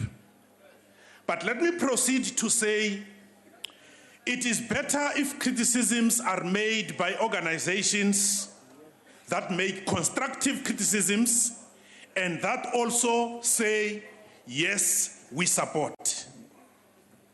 Because the employment of the CFO for a new organization like ours That on its own is a sign of success. The Auditor General has come out to say, the small business, you have got all the great marks. So for the Auditor General to say that for a new department, Honourable Member, we must your time is now applaud expired. Thank ourselves. And Minister, you are doing very well. Honourable Member, your time is expired. Thank you.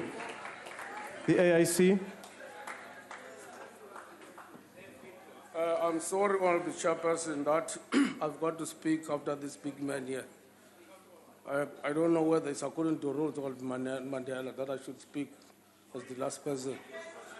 Honourable Chairperson, this department is a new department that needs great support from the government. The 11 million jobs deemed to have been created by 2030, as according to NDP, seems to be a dream that will not be easily realized due to the negative economic conditions affecting our country. However, there is a hope that things may change for the better, as the small business sector seems to contribute better to gross domestic product. And it is important for this new department now to fulfill its mandate of developing the small, micro, medium, and cooperative enterprises, as according to the National Small Business Act of 1996. The agencies like CEDA and CIFA should be fully utilized so as to assist the small businesses and entrepreneurs. The recommendations made by this committee to the Minister of Finance and to the Minister of Small Business Development are good and feasible. We therefore wish that these are relatively considered. We as AIC therefore support this report and its recommendations. Thank you very much. Thank you, Honourable Member. I now recognise the Honourable the Chief Whip of the Majority Party. I move that the report be adopted. The motion is that the report be adopted. Are there any objections? There's an objection. House Chair, note the objection of the Economic Freedom Fighters. Objection will be noted, and the report is thus agreed to. The Secretary will read the third order.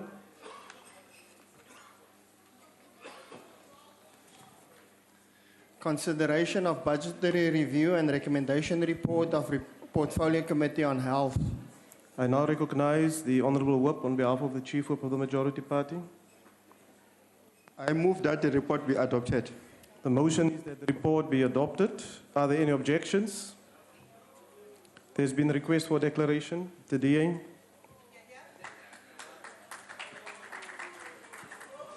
House Chair, South Africans die of infectious diseases and non-communicable diseases like cancer. No effective vaccines exist for HIV and TB, and there's no cure for cellular forms of cancer. Finding cures require that serious money be put into brains and technology to solve what are complex science problems. But we underinvest in medical research in our country. The Medical Research Council's 2016-2017 budget is 657 million rands, which is a rounding error given our overall national budget. Indeed, the MRC's budget will dip only to return to 2016 levels by 2019.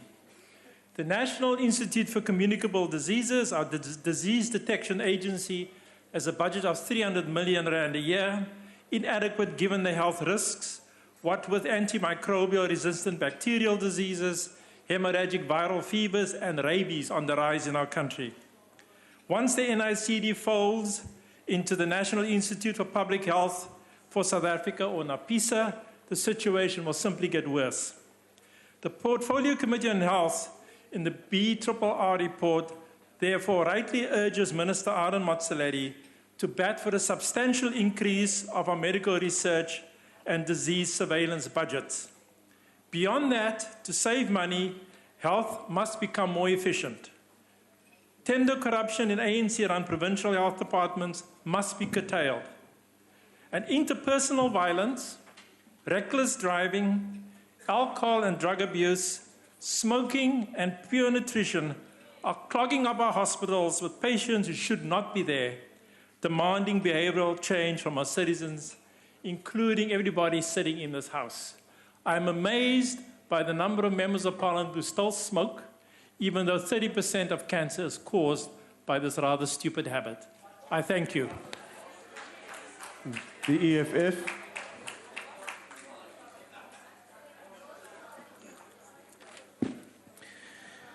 The EFF rejects the PRRR of the Portfolio Committee on Health.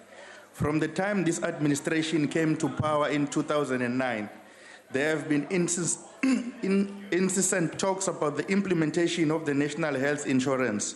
But today, 7 years later, the majority of our people who are not on medical aid still go to the death camps that are our public hospitals. 22 years after the attainment of political freedom, out of a population of 54 million South Africans, only 17.4% of the population is medically covered. That is just over 9 million, leaving 45 million people without cover. Only 10.5% of Black African people are covered by private medical insurance, compared to 72.7% of white people. This means that without a rapid implementation of the NHI, the majority of our people will still struggle to access proper medical care. The majority of our hospitals will still be understaffed, under-resourced, and wholly incapable of providing universal access to quality health care for our people. Furthermore, people in rural Pongolo in KZN, in Akonhoek in Mpumalanga, Qoboqobo in the Eastern Cape still have no clinics that open 24 hours a day, meaning that old people, women and children who need health care in the middle of the night are left to die by themselves. We continue overburdening those public hospitals that work because we cannot get the basics right. Orthopedic units in the Eastern Cape have all but collapsed, leading to car accident victims who have the means to travel coming to Grooteskier here in Cape Town. This means that without money, people have to resign themselves to the possibility of premature deaths because our health system just cannot function. We therefore, as the economic freedom fighters, reject this report and urge the Minister to move faster in sorting out our healthcare problems. The IFP.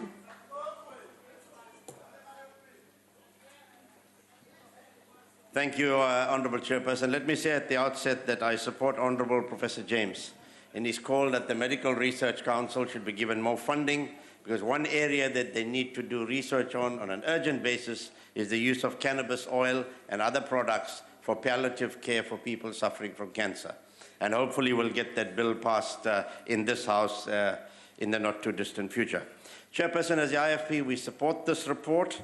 We have a couple of concerns, and one of them is the problem of the department nationally and provincially having sufficient funds moving forward. And this is because of the massive rise in sometimes frivolous and unfounded medical negligence claims at a cost of millions of rand to the department. And we find that there are unscrupulous attorneys and agents that hang around hospitals and clinics waiting for people to come out to find out if they receive good medical care and just want to institute claims against the department. However, this says to the department that we need to up our game in terms of the provision of services at all state hospitals and all clinics.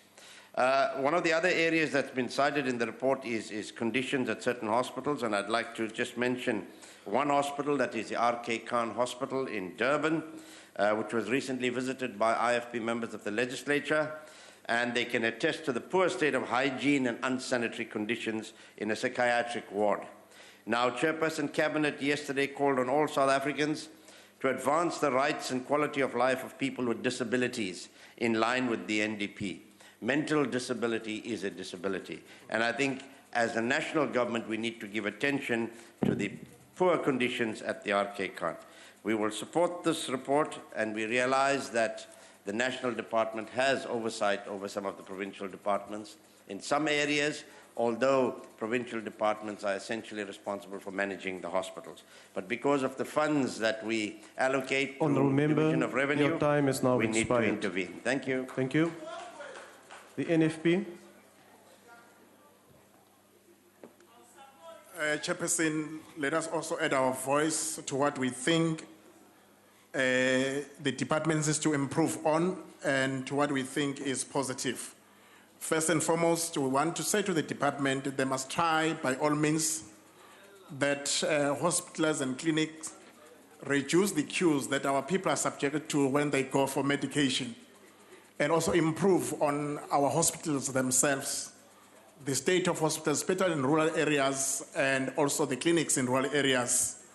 And they are in an appalling situation. That must improve. But also, there are also some positive things that we may think of, we know of in the department.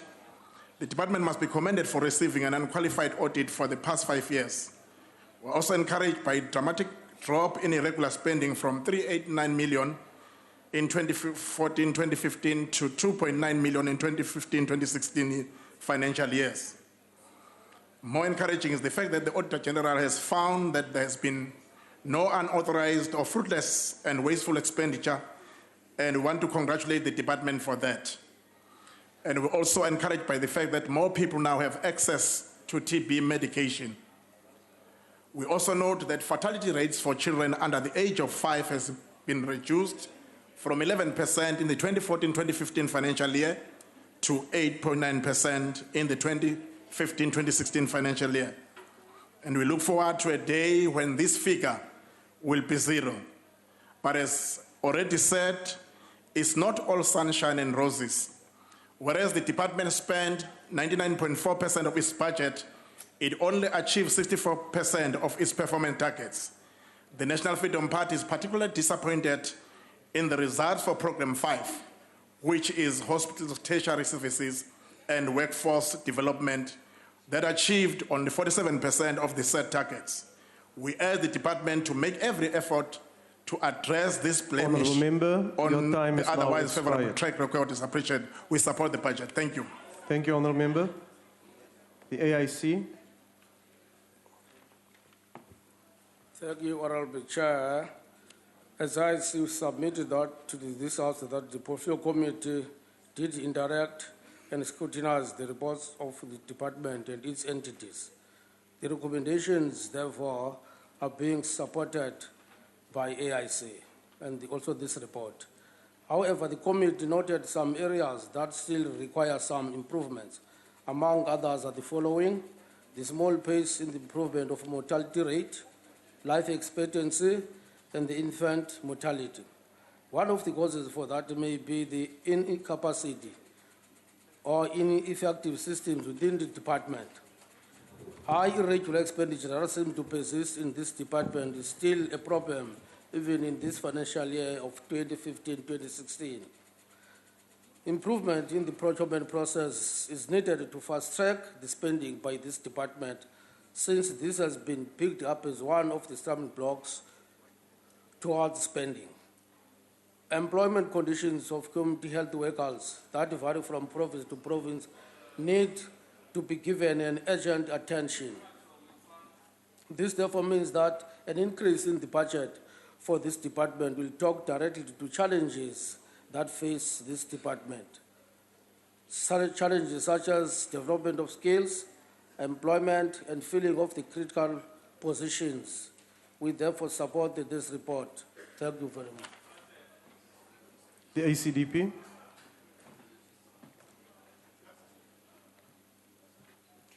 Thank you, Chair. The ACDP has many reservations regarding policy choices in the health sector, but we support recommendations by the committee in this budget report. We note that health sector budgets are under pressure due to compensation costs, increased use of public health services, higher import prices of medicines as a result of currency depreciation, and the need for additional funding throughout the sector.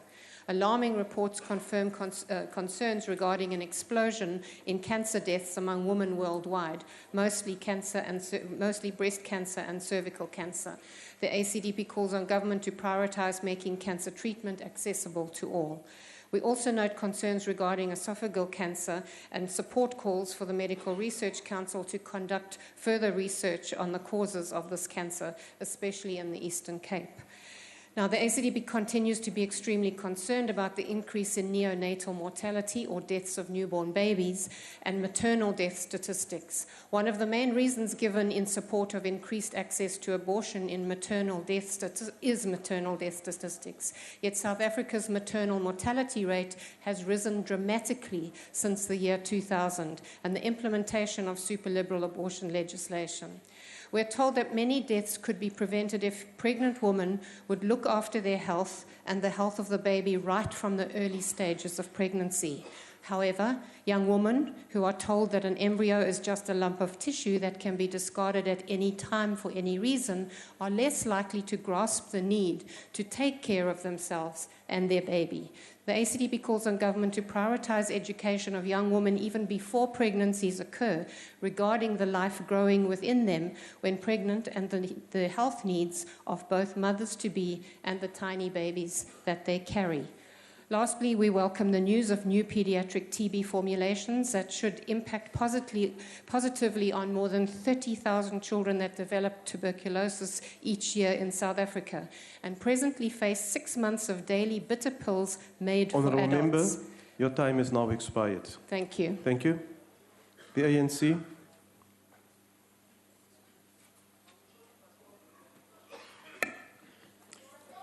Thank you, House Chair.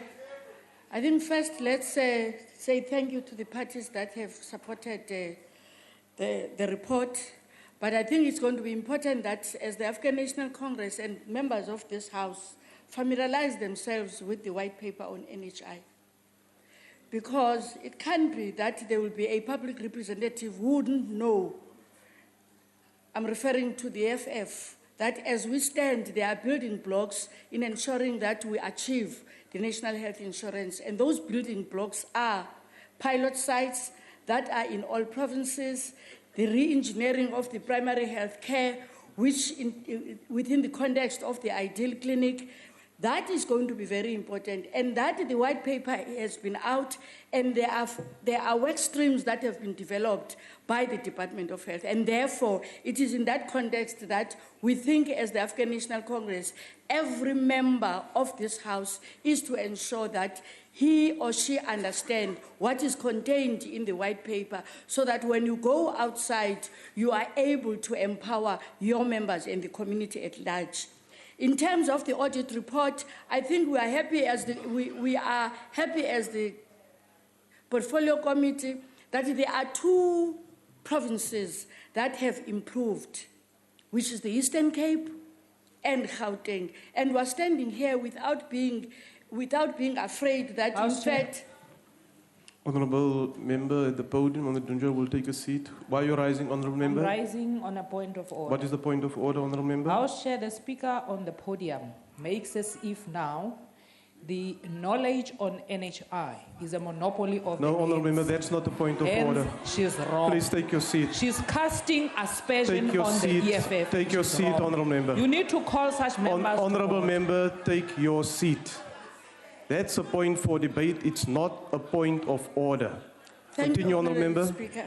Let's congratulate Gauteng and Eastern Cape, and in particular Eastern Cape, that it's not a secret that for 14 years they have been having qualified audit report, but as we stand here, they have then received an unqualified report.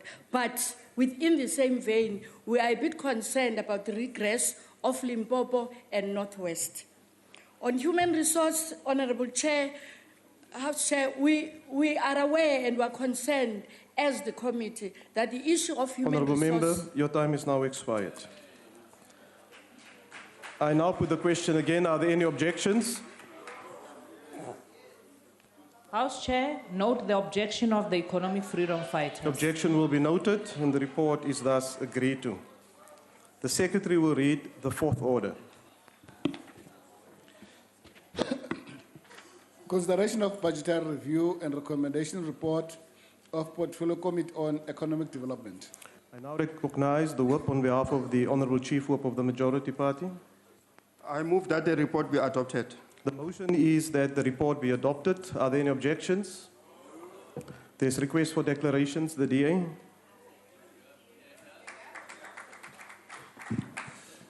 Chairperson, insofar as this budgetary review and recommendations report reflects the presentations made to the Portfolio Committee on Economic Development and our ensuing discussions, the DA supports the report.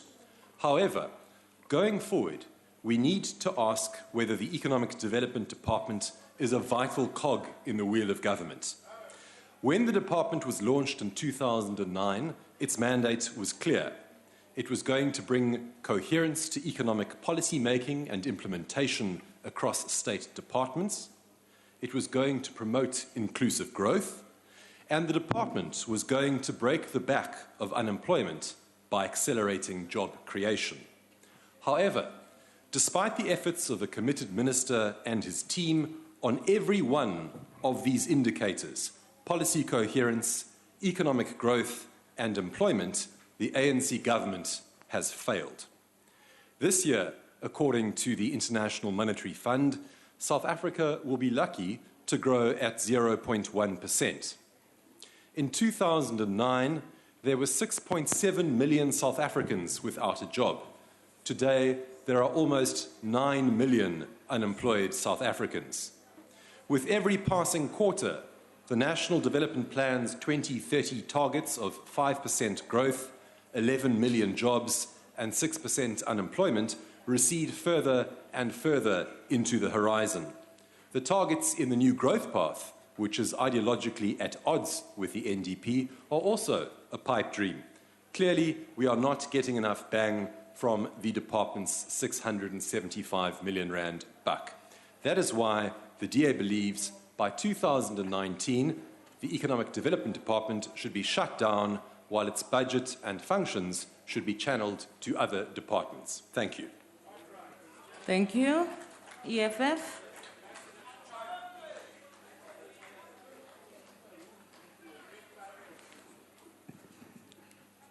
Thank you, House Chair. The economic freedom fighters have been in Parliament for well over 2 years, and we have taken every opportunity to educate and offer solutions on industrial and economic policies. Instead, the Gupta-led mafia faction of the ANC, under the leadership of the corrupt, the criminal, and the thief, Jacobo Zuma, has failed to listen. The Department of Development has no relevance to play any role to deal with economic structural challenges facing South Africa. Honorable Member, please take your seat.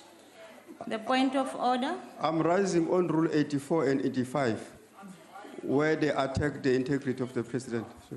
Honorable Member, you have called the President of the country the thief, you know what you said. Would you please withdraw? No, House Chair. I said members of the ANC must learn to listen. I said the leadership of the corrupt, the criminal, and the thief, Jacobo Zuma. We don't have Jacobo Zuma in this house. We have honorable member. We have honorable member. We have honorable member in this house. Honorable member. We don't have anybody like that leading the ANC. We don't have such. So obviously, please don't play tricks with us. Honorable member, just withdraw. House Chair. Please withdraw, Honorable Member. The President of the ANC is Honorable Jacob Zuma. So, Honorable Member, please withdraw. Don't play with our minds, please. No, I've said Jacobo Zuma. No. Honorable Member, please sit. I'm still dealing with the member on the podium. Honorable Member, you know very well what the rule says. And from what you have said, you are talking about a leader of the members on this side. And you are just trying to say the name differently, which is a pronunciation problem, not exactly what you want to say. Chair. Would you please? House Chair, order. I'm still on speaking. Chair. Please keep quiet and sit down. House Chair. Honorable Member, will you please withdraw? House Chair. May you please listen carefully. Honorable member, no. I'm talking about Jacobo Situma. Honorable member, I will come back to this issue. Thank you very much. Continue. Thank you. There is order, The Department of Economic Order, honorable member. Your member is on the podium. Honorable member. Chair, we consider you as harassing our member. You see, Honorable member, what's your point of order? On what rule are you standing? Chair, you are harassing the member on the podium. Honorable member, that's not is not protected in this parliament. The member has got the right to make reference. Please sit down. Continue. The issue will be looked into and we will report back to the House. Thank you. Continue. Development has no relevancy to play any role to deal with economic structural challenges facing South Africa. Particularly so if one considered that the department existence is underpinned by the NDP that waffles over and misdiagnose economic structural challenges facing South Africa. If anything, the department is a stumbling block by sitting with key factions and entity like the IDC without decisive steps to coordinate industrial and economic policy. The EFF rejects this policy. It is for this reason that the Gupta family can treat bank account of the IDC like a personal account with senseless loans that have not been paid back to date. What do you mean by a wrong speech? You must listen, man. You keep on stealing, you are doing nothing for this country. You must listen, you thieves. With a state at the center and control of strategic sectors, such as mining, manufacturing, banking, and all this underpinned by strong foundation of agricultural development. The EFF reject this report. You must listen, you thieves. Honorable IFP, Honorable Shangwa. Ngiyathokoza Sihlalo. The IFP supports the recommendations and the report. Honorable Chair, whilst the department received an unqualified audit, we are quite concerned at the fact that the financial statements that were submitted for audit were not in accordance with the prescribed reporting format as prescribed by Section 41B of the PFMA. Now, this is, of course, a serious indictment in terms of the capacity of those in office, and we really think that greater effort needs to be made at improving those financial statements. The coordinating role the department plays needs to be strengthened to ensure that everybody does what they need to do to stimulate the economy. The fact that unemployment is on the rise, unemployment is on the rise, the economy is not going to grow anything beyond 0.5%, and the projections of next year of 1.7% speak to the serious challenges which the country is faced with. And we want to, in supporting the department, call on it to ensure that we go back to the basics. Let us identify niche economic opportunities in the various sectors of South Africa and strengthen those, beneficiate around them. So let's build local economies in order to ensure that we are able to assist the economy to grow. So much emphasis is being placed on macroeconomic activities, and we are forgetting the ordinary man in the street. The smaller things which could help need to be done, and I'm not speaking about the skeletons. The entities of the department, ITAC, the Competition Commission, the Commission Tribunal, and IDC continue to do good work, and we must really give them the support which is necessary, particularly around the areas of collusion, because you've got people who are taking advantage of the economy and stealing money because really there's not much strength around regulation. So abantu bakithi are desperate for jobs, and you need to lead the role. Thank you, Honorable Member. Your time has expired. Thank you. NFP, Honorable Kubisi.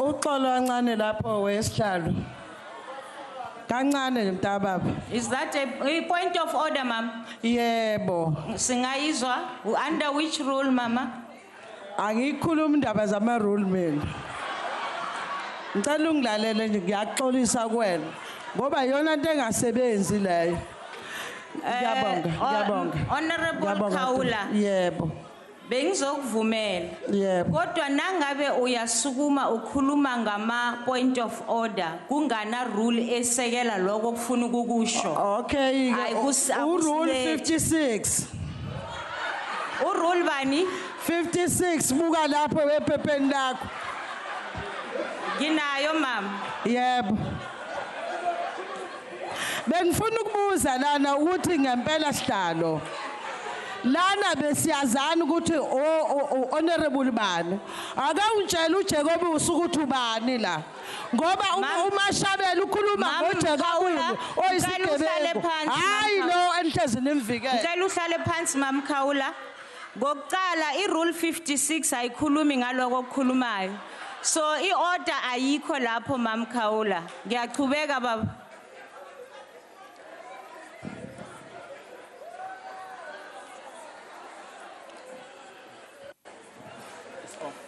Thank you. Honorable Member, continue. House Chairperson, thank you very much. The current global economic growth rate, according to IMF statistics, is projected to be 3.4%. And if we measure the South African growth rate of 0.5% against the global rate, then we have to face the fact that South Africa has a big problem. The National Freedom Party recognizes that the Department of Economic Development has a pivotal role to play in the recovery of our economy and to address the high prevalence of unemployment and persistent economic inequality. The Minister of Finance said in the medium-term budget policy statement last week that if, I quote, if we do the right things to support investment and confidence, our economy recovery will be more rapid, unquote. And we firmly believe that the department should take its cue from the minister in this regard. We share the concerns expressed by the Portfolio Committee contained in the report, and in particular, we are concerned about the vacancies at senior management level, which could impact negatively on the capacity of the department to deliver on its core mandates. We're also concerned about the audit issues raised by the Auditor General, which indicates that there is a general regression in the key internal financial controls in the department and entities, and urge the department to give effect to the recommendations of the Portfolio Committee therein. Finally, if we take into consideration that a key function of the department is to provide strategic economic department coordination to other state departments, then it is disappointing to note several of the recommendations in this report which allude to a lack of intergovernmental planning. The National Freedom Party is of the opinion that such intergovernmental planning is of utmost importance if our economy is to recover, and urge the department to pay particular attention to its aspect of executing its mandate. To conclude, the National Freedom Party supports the budget. Thank you. Rawleboga, ANC, Chairperson of the committee. Thank you, Chairperson. Our House Chair, just want to start by thanking all those who supported the report, even though they do not sit in the committee. House Chair, I just want to reiterate that Section 91.2 of the Constitution confers powers to the President to appoint, to assign powers and functions, and also to dismiss ministers and their deputies. Therefore, the establishment of the EDD was not a mistake, but a deliberate effort with clear intentions and purposes. So those who really would want to wish away this department must really relax. I'd like to say, in terms of the economic situation of the country, as a committee, we've acknowledged the challenges faced, not only by our country or the economy of our country, but those of global countries. And as stated in the policy documents of our governments and also our department, it is very clear that we are doing our best to ensure that we up the economy. The issue of jobs, I guess that the department is doing its level best. The case in points are the interventions that the minister have made in ensuring that jobs are created. If you go to the competition authorities, the work that our competition authorities are doing with the help of our minister is very clear that we are ensuring that we're creating jobs that are needed by our economy. Your time has expired. Thank you. We would like to thank you. Honorable members, the motion is that the report be adopted. Are there any objections? No objections. Agreed. House Chair, note the objection of the EFF. Noted. The Secretary will read the fifth order. Consideration of budgetary review and recommendation report of Portfolio Committee on Arts and Culture. I now recognize the Chief Whip of the Majority Party. I move on behalf of the Chief Whip that the report be adopted. We have a request for declarations, DA. Thank you, Honourable Chair. The report indicates that the bare financial basics were not adhered to as required by legislation. The DA has to acknowledge that the implementation of GRAP 103 within entities presents a real threat in obtaining an unqualified audit opinion. To assist entities, Department of Arts and Culture has tendered a submission to the Auditor General to defer the expression of audit opinion on compliance with GRAP 103. But this was done to allow the entities to phase in GRAP 103 using their limited resources due to budget constraints. Secondly, the department has obtained an unqualified audit opinion with findings and has managed not to incur over expenditure, but has increased its irregular and fruitless and wasteful expenditure by 1.7 million to 3.7. And this is of note, special note. The continued disregard for the PFMA and the supply chain management regulations is disconcerting and needs investigation. This is unacceptable and is in breach of legislation. It is clear that the entities received no or very little help from the department. Even though an expenditure of 98% looks good, but on the scale of meeting its set targets, it does not balance. Additionally, Chair, the disclaimer that two entities received is indicative of poor leadership DEC has provided. Furthermore, the report does not indicate how intervention will be done to reverse the situation at these entities. The DA supports this report on proviso. It includes the DA's recommendation that were forwarded to empower the entities and entrench competent financial management. Thank you. Thank you. EFF.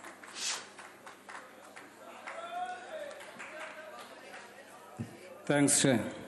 Isizwe sidiniwe sisabhongo sesele. The Economic Freedom Fighters reject the Portfolio Committee on Arts and Culture Budgetary Review and Recommendation Report. The department is meant to unleash the potential of the art, culture and heritage sector to contribute to job creation and economic growth and development through the Mzansi Golden Economy Strategy. Rather, the department has been embroiled in one scandal after another. They have entities that have been problematic for years, and the department has no plan of bringing these entities to order. The Pan South African Language Board has for many years been an exceptional example of how not to manage a state entity. The nepotism, the firing of executive by the board, the corruption makes for a chilling observation. But the department has done nothing to sort out that entity, as it has done very little to exercise the demon of corruption at the South African Heritage Resource Agent. We are not surprised that this is the case because this department is led by Minister Nathi Mthethwa, one of the praise singer of Makanda Kanda and the Guptas. It was under Natim Tetwa that police killed 34 black mine workers in Marikana. It was Natim Tetwa who ran around like a headless chicken, mobilizing Honorable member, and praising Makanda Khan. Honorable member, please sit. There's a point of order. I'm rising on Rule 82. We must refer to the members in a respectful way. Thank you. Honorable member, we talk of a Mr. or an honorable. So please refrain from using names that are not known. Continue. Thanks, sir.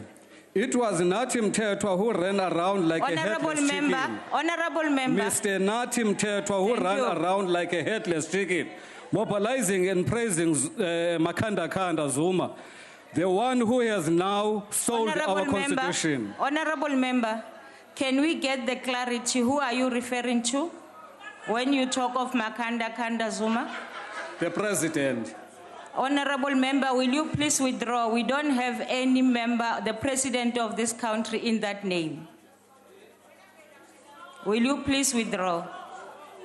We don't have any member in that name. Honorable member, please withdraw. I withdraw. Thank you very much. So we cannot trust Mr. And Natim thank you, Tetwa your time has to be expired. any agent of Thank you. goodness. IFP, Honorable Esther Hazen. Thank you, Chair. The IFP supports this report. The Accelerated and Shared Growth Initiative of South Africa has identified our creative industry as one of the identified drivers of sustainable economic opportunities and livelihoods for local communities, while expanding business opportunities for small, medium and micro enterprises. Therefore, it's of great concern that the Auditor General has found irregularities relating to the leadership, financial and performance management of this department. Deficiencies in internal control resulted in inadequate processes and monitoring controls, which should ensure that reliable performance and financial information is produced, which of course is not the case. That then means that the law and regulations have not been complied with in all times. Although the department received a financially unqualified audit, there's a concern about a number of institutions that received a qualified audit, which falls under the art and culture portfolio. Going forward, industries which have creativity as their key ingredient, such as advertising and architecture, must be included in the definition of creative industry in South Africa under the protection of this department.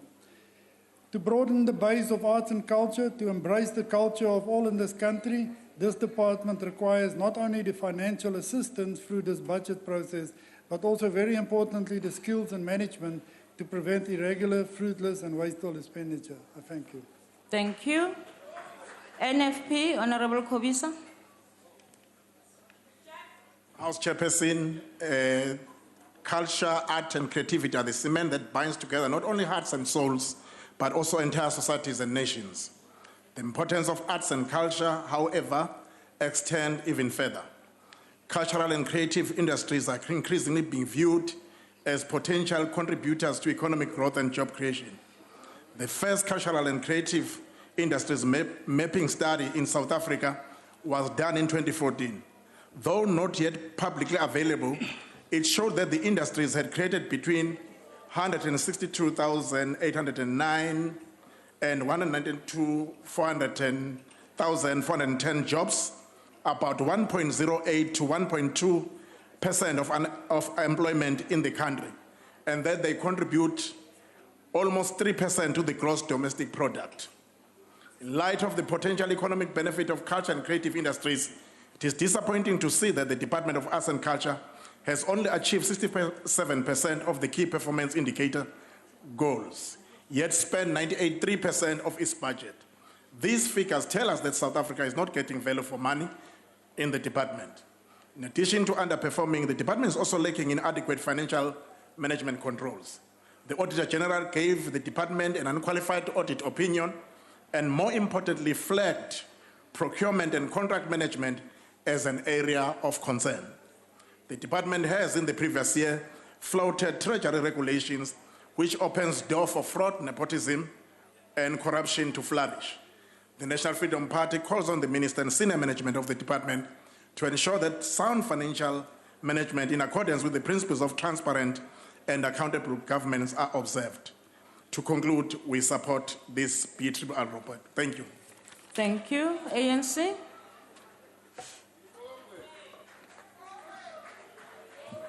Sihlalo siyathokoza okuthoma nje ngifisa ukuthokoza laba abasekele lo mbiko. Umlingani wethu osuka la ukhuluma ukuthi lo mnyango umberego wawo ukwenza iqiniseko sokuthi umphakathi wonke weSouth Africa ubambane. Isikhulumi se-EFF ke ngoba aba-attendi eminye imihlangano abalaleli abafundi lento ayikhulumileko asiyenzi kuleya committee sibambene because sikholwa ukuthi emsebenzini esiwenzako lapha kumele sitshengise iSouth Africa yonke On a point of order, ukuthi House Chair. chinga House Chair, Honorable, I'm rising on a point of order. under which rule are you rising, I'm Honorable? rising on a point of order. Stop playing tricks. Honorable The member. member on the podium. Honorable is member. casting aspersion on members of the EFF. Honorable member. If we do not I'm agree with asking you, under if we which do not rule agree are you with rising? You are not going to come here. Honorable member, and play please. tricks. I've been saying this to everybody.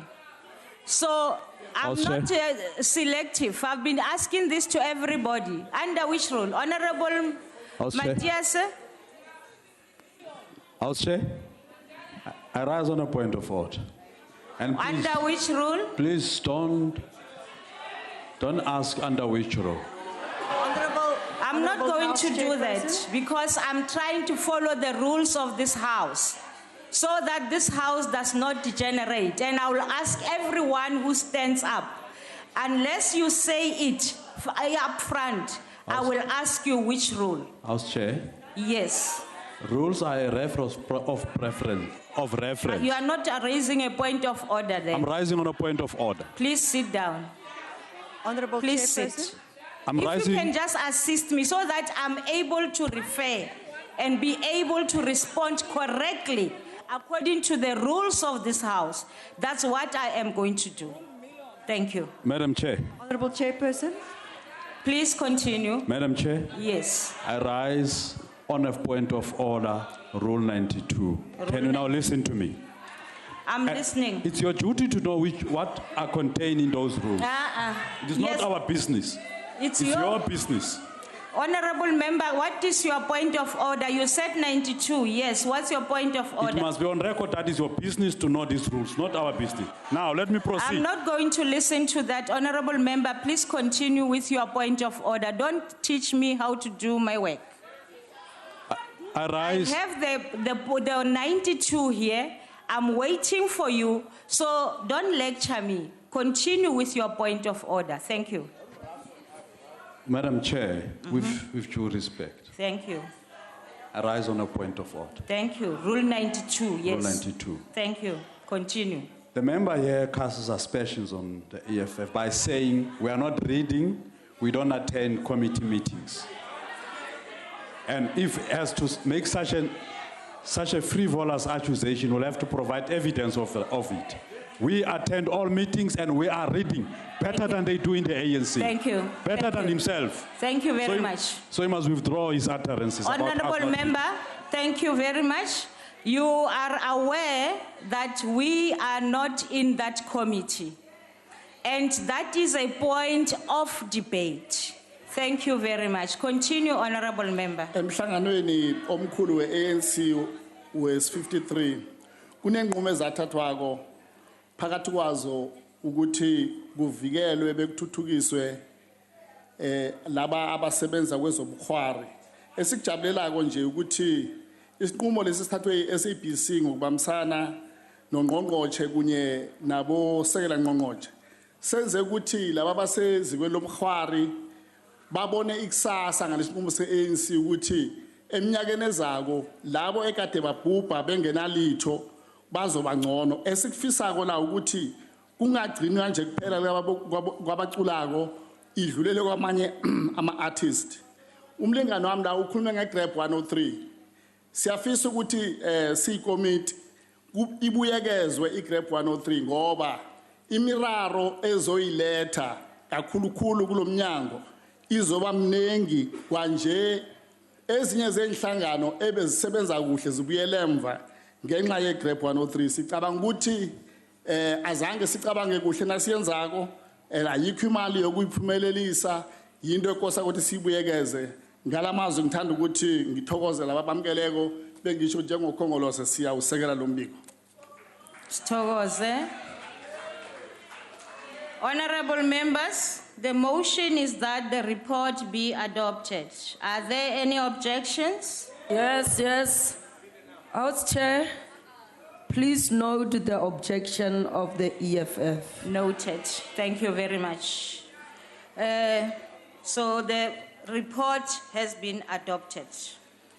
I will now ask the Secretary to read the sixth order. Consideration of budgetary review and recommendation report of Portfolio Committee on Tourism. There have been some declaration asked. I will first recognize the Chief Whip of the majority party. Chair, I move that the report be adopted. I recognize the members who have asked for declaration. Thank you. Thank you, Madam Chair. The DA supports the BRRR because it provides direction and detail in terms of what is required for tourism to work. But, Madam Chair, allow me to highlight the two areas of concern. The first deals with the affordability of domestic tourism. Let's face it, travel for South Africans is just too expensive. Regardless of the many campaigns to make tourism seem attractive, not enough is being done to deal with the actual entrance into the many tourism attractions. The solution would be for the implementation of free and discounted access into government-owned resorts, parks and museums for South African citizens on specific days of the year. Together with this, Madam Chair, is also the issue of the approximately 700 municipal holiday resorts that are either underutilized or vandalized. This begs the question, why has the department not made any progress into the conversion of the underused properties into budget resorts as per the 2013 study? By simply introducing the aforementioned, it could go a long way to entrench a travel culture in South Africa. Madam Chair, the second issue, of course, is the failure of this government to deal with the visa regulations fiasco. Altogether, this has caused a loss of 7.5 billion rand to our economy, not even to mention the brand damage. To make matters worse, my research is that within an 18-day period last month, more than 800 passengers have missed their connection flights as a result of the capacity constraints at the Oliver International Airport, because there are only 40% of the immigration desks operational. This is totally unacceptable, Madam Chair, and therefore these desks should be made operational without any further delay as the festive season is approaching.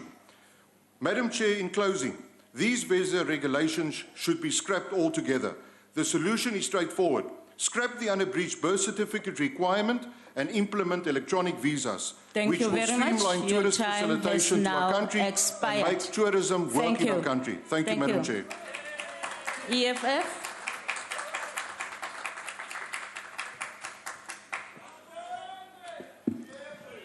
House Chair, the Economic Freedom Fighters rejects the Portfolio Committee on Tourism Budgetary Review and Recommendation Report.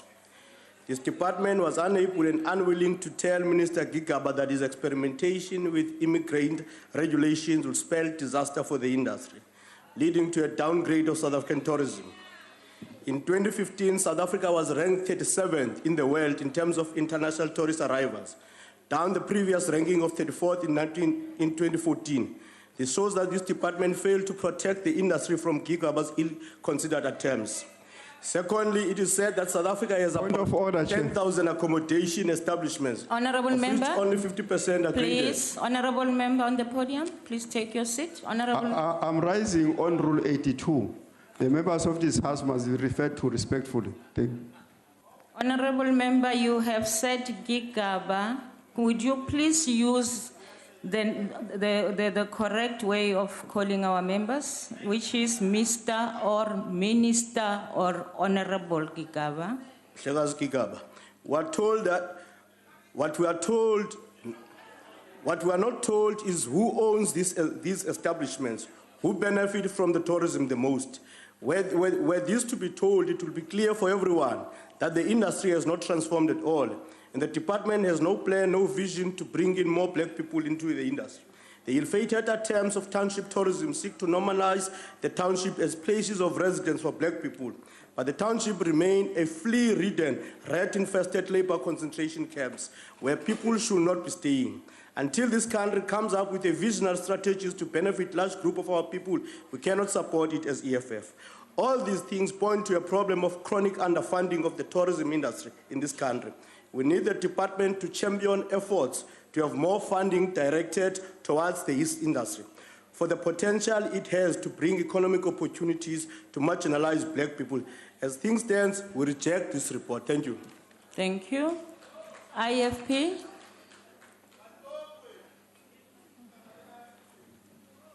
Thank you, Chair. Chair, I read this declaration or report on behalf of my colleague, the Honourable Nkosi R.N. Sebikulu. This department has functioned well according to the Auditor General report. It received an unqualified audit. One negative area does remain, however, in respect of certain fruitless and wasteful expenditure that was incurred on late cancellations or no-show on flight amendments with regards to travel bookings by the departmental staff. This department has the massive task of marketing South Africa as a safe and a beautiful country where tourists can enjoy its beaches, game reserves, and friendly people. The tourism industry creates labor-intensive jobs and is a major contributor to our economy. The sector contributes to the creation of sustainable employment opportunities. Looking at the huge task the department has of making sure that South Africa is well placed in the world market as a tourism destination, one would support that it deserves greater allocation to the budget project. South Africa is not only competing with other countries in this region, as well as the world, it also has challenges in promoting domestic tourism, which has not reached its full potential. South Africa needs to be encouraged to visit places within their own provinces and other provinces. It remains a concern that South African tourism still struggles to achieve its targets. There are a great many challenges, but they can only be met by a competent department which are financially rewarded through this budget process. Thank you. Thank you. NFP.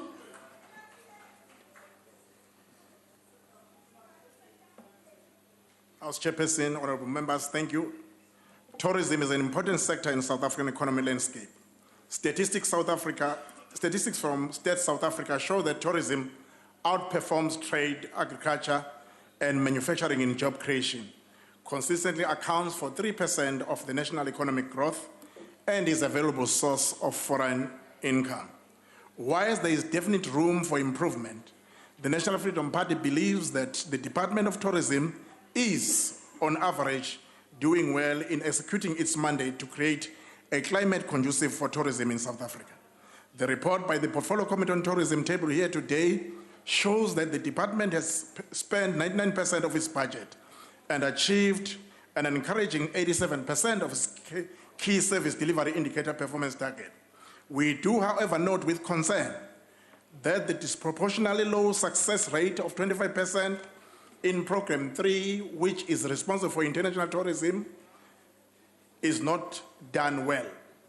There has been a remarkable increase in international tourists visiting South Africa since the ill-conceived visa restrictions were relaxed last year. And it would be a shame if the department does not put more energy into nursing this valuable sector of the tourism industry back to full recovery. Finally, the National Freedom Party concur with the observations and recommendations contained in the report and urge the department to act upon these with haste and due diligence. To conclude, the National Freedom Party supports the BRRR report. Thank you. Thank you. ANC.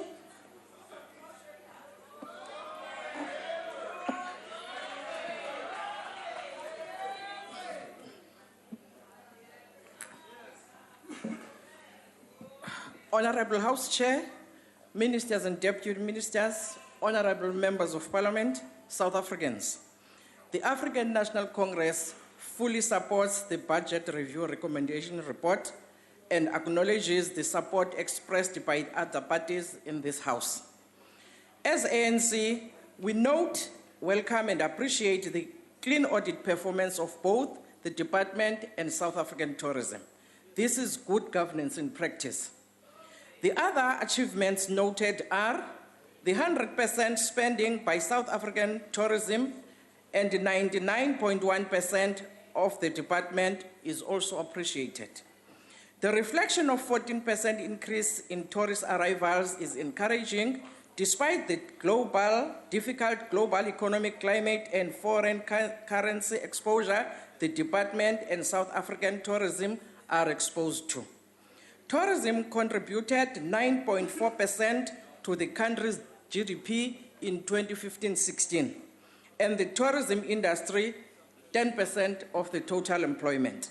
However, the committee was concerned that both the department and South African tourism failed to meet all targets, though after the engagement, we are fully confident that they will improve in setting out their targets to be smarter than before. It is against this background that the committee recommends a reviewed funding model for tourism by National Treasury as to enable the sector to contribute more. I thank you, Chairperson. Thank you. The motion is that the report be adopted. Are there any objections? Yes. House Chair, record our objection. Thank you. Thank you very much. Your objection will be recorded and the report has been adopted.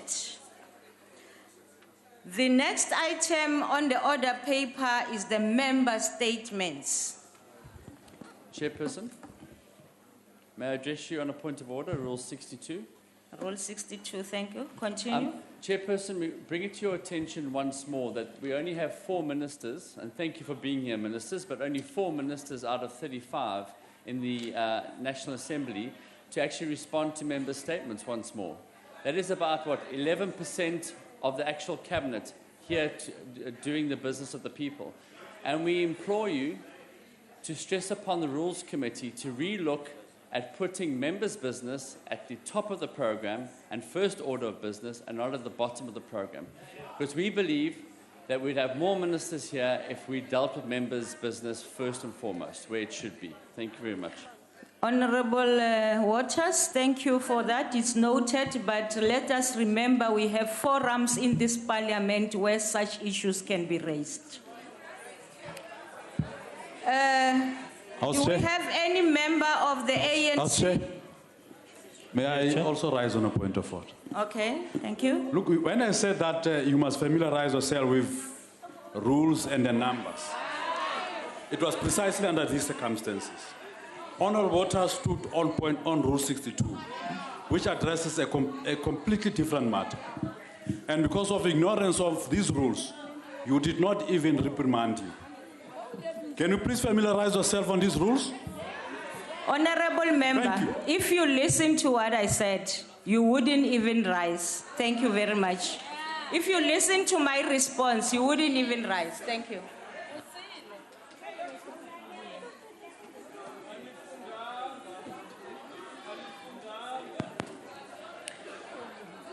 And before we continue, I just want to also say, Order, yes, Chair. we have Order, Chair. 4 members. Order, Chair. Yes? Chair, you are holding this House in contempt. You are holding this House in contempt. You are not withdrawing the point you have just raised. We have just corrected you that Rule 62 Please sit down. And you have allowed Please this. But you must sit down. withdraw. Why You made a is it mistake. with you today? Please sit down. But you have made a mistake. Please sit down. I'm trying to be very, very patient. Please sit down. Honorable members, let us take this into consideration. In Parliament, you have got different forums where matters can be raised. And besides, we have, yes, 4 ministers in the House, but we also have deputy ministers. who also have a right to respond. But anyway, I'm on another issue now. Does any member of the ANC wish to make a statement? They're here, Chair. Can you? I'm here. Thank you. House Chair, it is with great concern that we note the increased use of implementing agents to undertake mega water projects in South Africa. Implementing agents such as water boards do have the requisite skills and capabilities to work on feasibility studies to determine infrastructure development in South Africa. However, of concern, and a case in point, is the awarding of tenders to contractors by implementing agents that do not necessarily meet the criteria to undertake such huge projects. Situation of water boards awarding tenders to contractors of huge amounts was recently evidenced in the Rainwater's awarding of tenders to a company that is battling to complete critical work.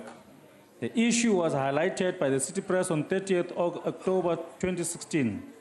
The article notes that one of the South Africa's biggest water utilities, Rainwater, was awarded 1.1 billion rand in tenders to a company whose name is withheld to complete critical work, which to date is still incomplete. The investigation by City Press found that between March 2011 and June 2015, Rainwater awarded the company at least 4 mega water projects to a little-known company. One of the critical impacts of specific project delays would likely increase and escalate and could contribute to increased water tariffs on water users. The Portfolio Committee has noted a huge amount of money spent on water infrastructure projects in South Africa and will, on 23rd November 2016, call on Rainwater to provide detailed submissions specifically on awarding of tenders to contractors. Your time has expired. DA?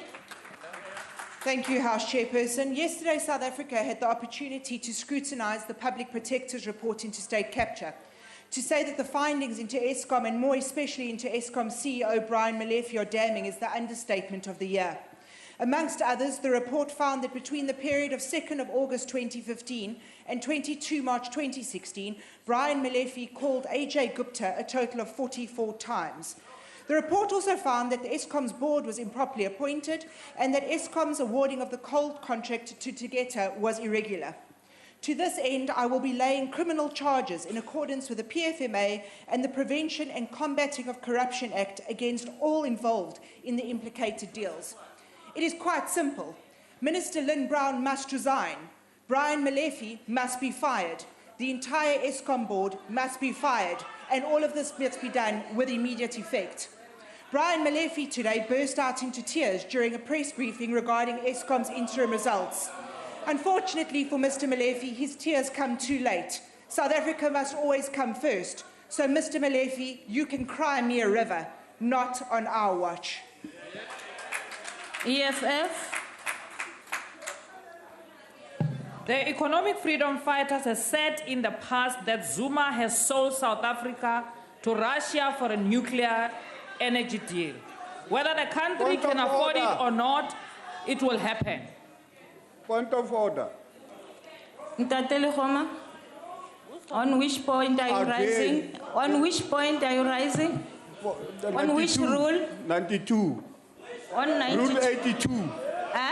Rule 82. 82. Yes. Okay. Please continue. The EFF continually does not name members correctly. Okay. Can Honourable we deal member. with that? Otherwise, as the ANC will lay a formal charge against the EFF. Honourable member, you made your point. Honourable members, I'm not sure if I have to read the Rule 82. If I do this, honourable members, this is reference to a member in respectful terms. I'm not going to read all the subclause, but honourable member, you just called Honourable President S. Zuma. Please use the correct way of calling any member of this House. House Chair, I'm a member of the economic freedom fighters who do not recognize Zuma as the president of this country. Honorable member, For the in this purposes house. of the sitting, wait. For the purpose of the sitting, it's Mr. Zuma. Thank you very much for saying that. The Gupta-led mafia faction of the ANC, including the Minister of Public Enterprise and ESCOM board, handpicked and appointed by Atul Gupta and Duduzane Zuma, and the minister will do everything in their Chairperson, power to ensure that procurement of a on Rule nuclear deal 85. go through. Honorable member, please. I'm rising on Rule 85. Yes. The member is impugning the dignity of the minister by saying that she's mafia. Did they say that? Did you say that, honorable member? House Chair, did you say I that? said ANC mafia. We all know that the minister is being appointed by Atul, the Guptas. We all know that Honorable all member, of you on that honorable bench member, please. are Gupta handpicked. Honorable member, when you say ANC mafia, are you referring to any member of this house?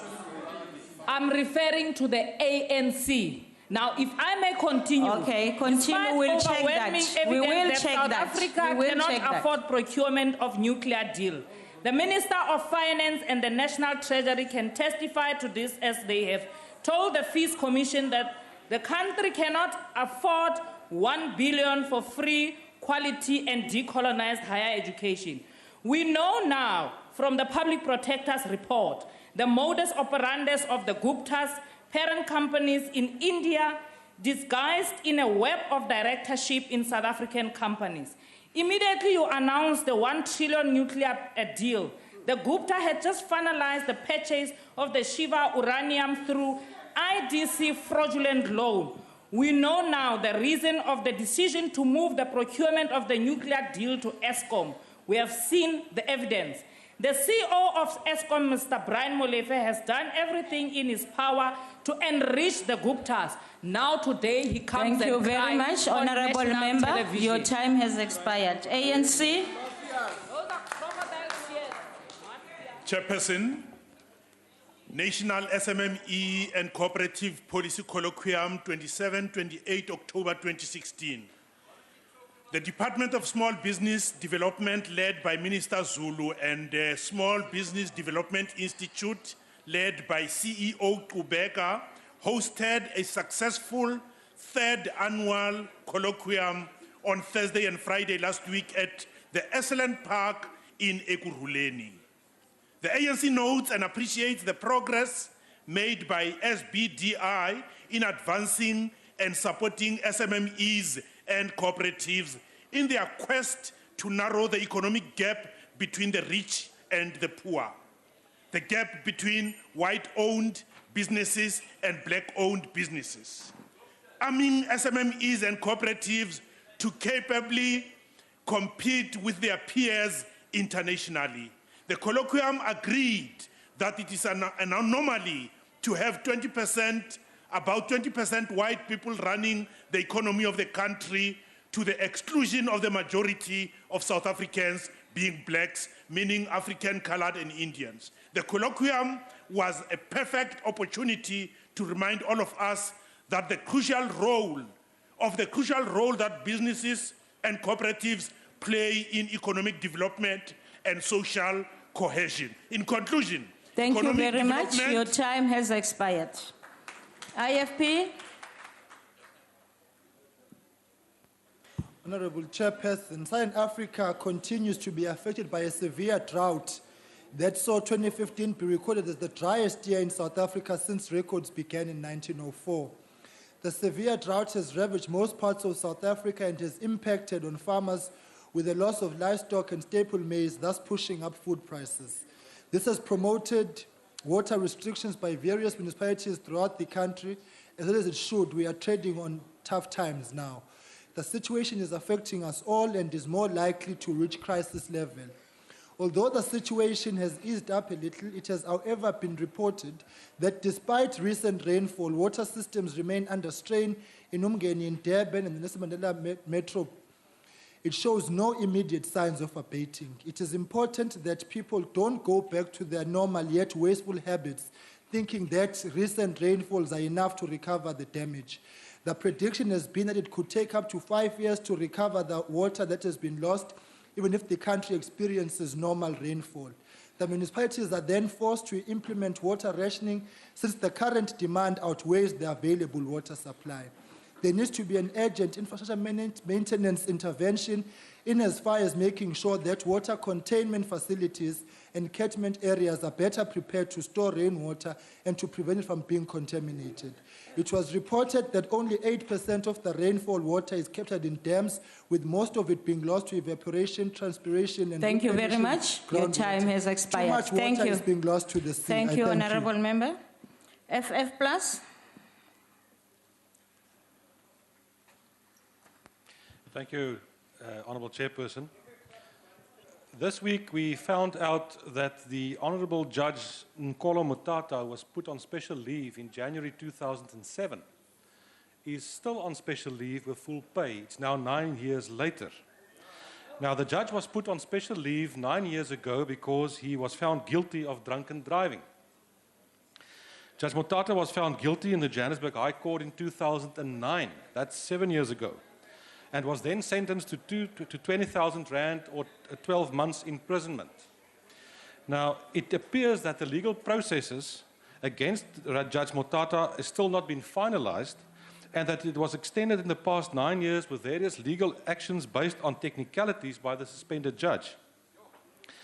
Allegedly, Judge Mutata's special leave is not subject to him paying back any portion of the salary that he has been earning, or not really earning, because he didn't work. He received the salary in the last 9 years.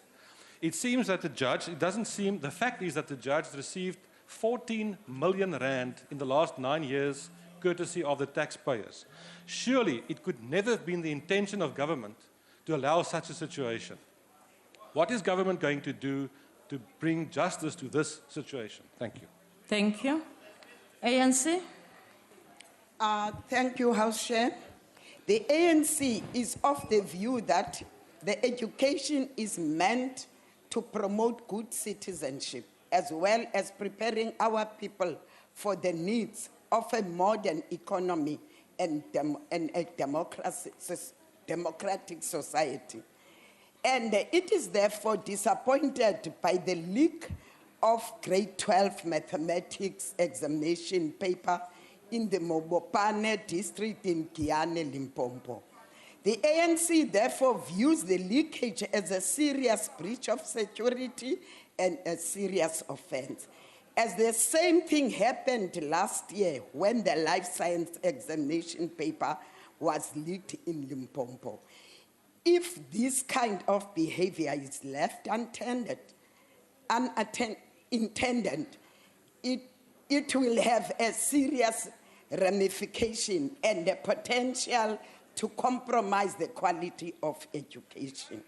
The ANC supports the steps taken by the Department of Education of quarantining the district in order to establish the patterns and the extent of the challenge, as well as reporting the matter to the law enforcement agency. I thank you. Thank you. Cope?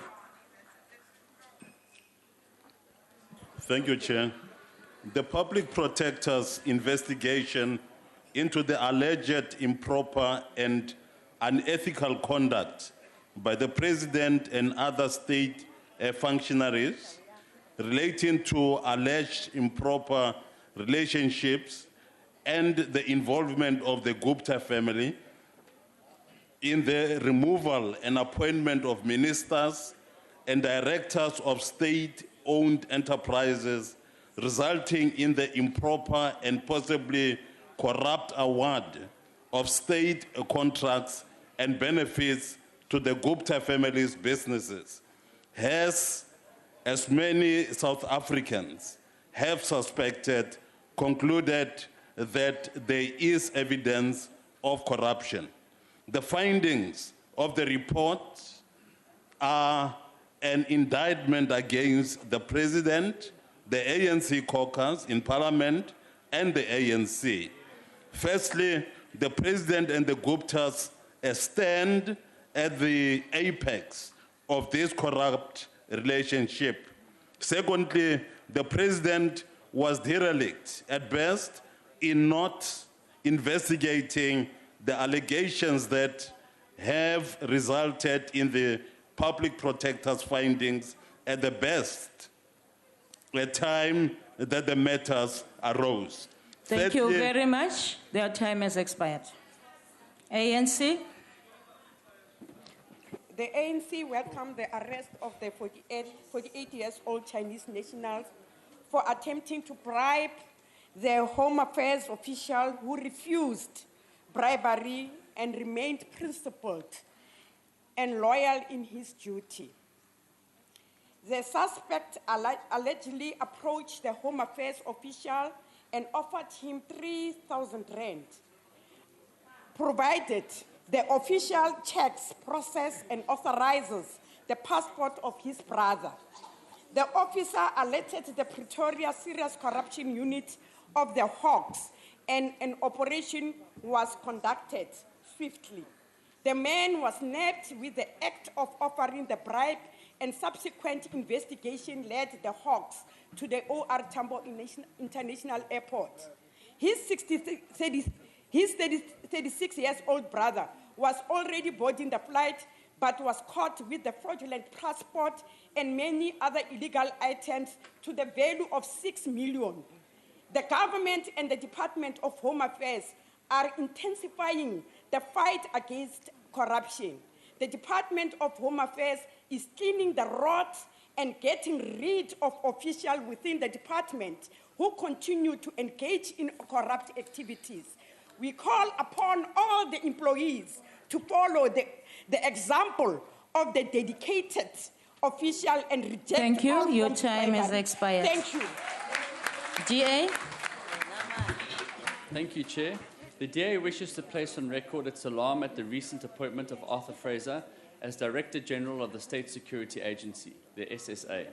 Fraser left the SSA under a dark cloud in late 2019, only for the company he founded with fellow SSA washout Mandla Manzini to enjoy remarkable success providing security services to a host of state entities. We believe Fraser's appointment is highly inappropriate, considering the allegations levied against him during his previous stint with the SSA. The timing of his appointment is similarly questionable, considering that the post of Inspector General of Intelligence has been vacant since March 2015. With no Inspector General to turn to, we are forced to appeal to Parliament to have Fraser's appointment reviewed and hopefully reversed. Chair, we ask the Minister of State Security, David Mashlobo, to appear before this House and explain why Fraser has been appointed to this critical position. Our intelligence agencies are not a law unto themselves, and we cannot allow them to operate with zero oversight and complete impunity. I thank you. Thank you. EFF. Thank you, Chairperson. The Economic Freedom Fighters would like to take this opportunity, Chairperson, to thank all supporters and the leadership of the EFF from branch to Parliament who responded to the call for a day of action in Pretoria. People will remember two things. Number one, EFF led them in court to get the state capture report. And number two, the EFF led thousands of disciplined fighters through the streets to defend our state, demand fee-free quality education, and to call for Mr. Zuma and Sean Abrams to step down. We do not take lightly the efforts and sacrifices that our people make every day in defense of our country, despite being oppressed and excluded from economic participation. And we are not going to lose sight of what is important, which is expropriation of land, nationalization of mines and banks, building state and government capacity, free quality education, massive protected industrial development, massive development for the African economy, and an open, accountable, and corrupt-free state. However, the EFF has warned as early as 2013 that South Africa is under the management of the Guptas, and the democratically elected president has outsourced the powers bestowed on him by the Constitution of the Republic of South Africa to these mafias from India. The EFF told this parliament and the country that the Guptas are appointing ministers to cabinet positions. They appointed Fikile Mbalula, they appointed Malusi Gigaba, they appointed Lynn Brown, they appointed Des van Rooyen. Order. Did I miss your your name? time has expired. Thank you. Did I miss your name? Honorable member. Your time has expired. Honorable Member, again, Rule 82. You mentioned more than 3 names without respect. Thank you. Honorable Member, you mentioned ministers' names without the required respect.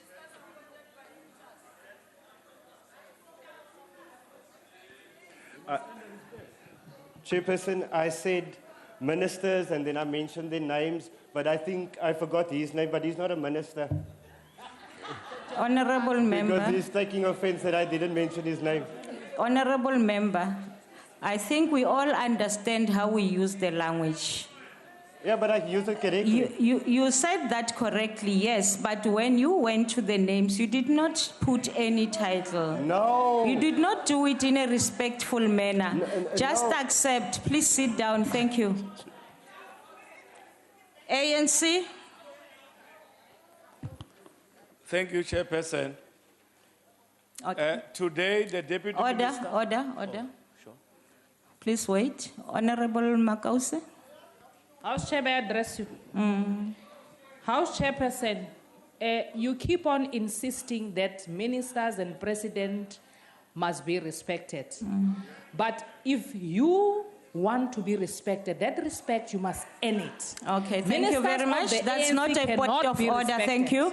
That's not a point of order. Point of order, Chair.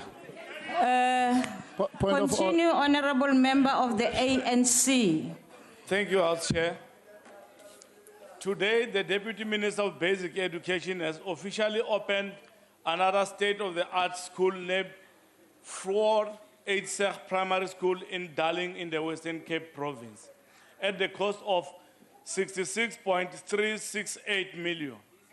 The school has the following facilities: 38 classrooms, multi-purpose center, science laboratory, resource center, nutrition center, admin block, ablution block, sports facilities, grade R facilities, school fans. This is the 21st school to be opened in the Western Cape. The ANC government has delivered schools in Atlantis, Denon, and Kissington, to mention just few. Through the ACDP program, the government continues to change their lives and restore the dignity of thousands of South Africans across the country. As a result of these positive changes, the education experience will never be the same for the teachers and the learners. We are saying that as ANC, that progress is power. I thank you. Thank you. AIC. Thank you very much, Honorable Chairperson. The Department of Basic Education should not defend the failure or the underperformance of the so-called Accelerated Schools Infrastructure Delivery Initiative, that is ACID. This is an untenable situation. They must accept the challenge and bring solution. The 4 schools that claim the ACID is failing to deliver should not just be snubbed as if they are not supposed to be part of this project. Some of the reasons given by the department are for not completing the building of schools, as mentioned by the department, are the poor contract performance and community disruptions. But these are never thoroughly monitored and investigated by the Department of Basic Education. It is more than 5 years now since the beginning or the start of the ACID project. So it has gone too far. It must have done something great for the South Africans. Again, the issue of rationalization and measures seems to have been stretched very far. It has become an endless exercise. Then teaching and learning at schools is being disturbed. The learners are suffering and teachers cannot perform. So this should be attended urgently and immediately. Thank you very much, Honorable Chairperson. Thank you. ANC. Thank you, Chairperson. The Department of Rural Development and Land Reform launched the first cooperative financial institution for rural women in art and culture in Durban. The Mzansi Rural and Cultural Financial Institution Cooperative is to serve as a banking platform for rural crafters who are members of cooperatives that have been established in KZN, Eastern Cape, Limpopo, and Mpumalanga.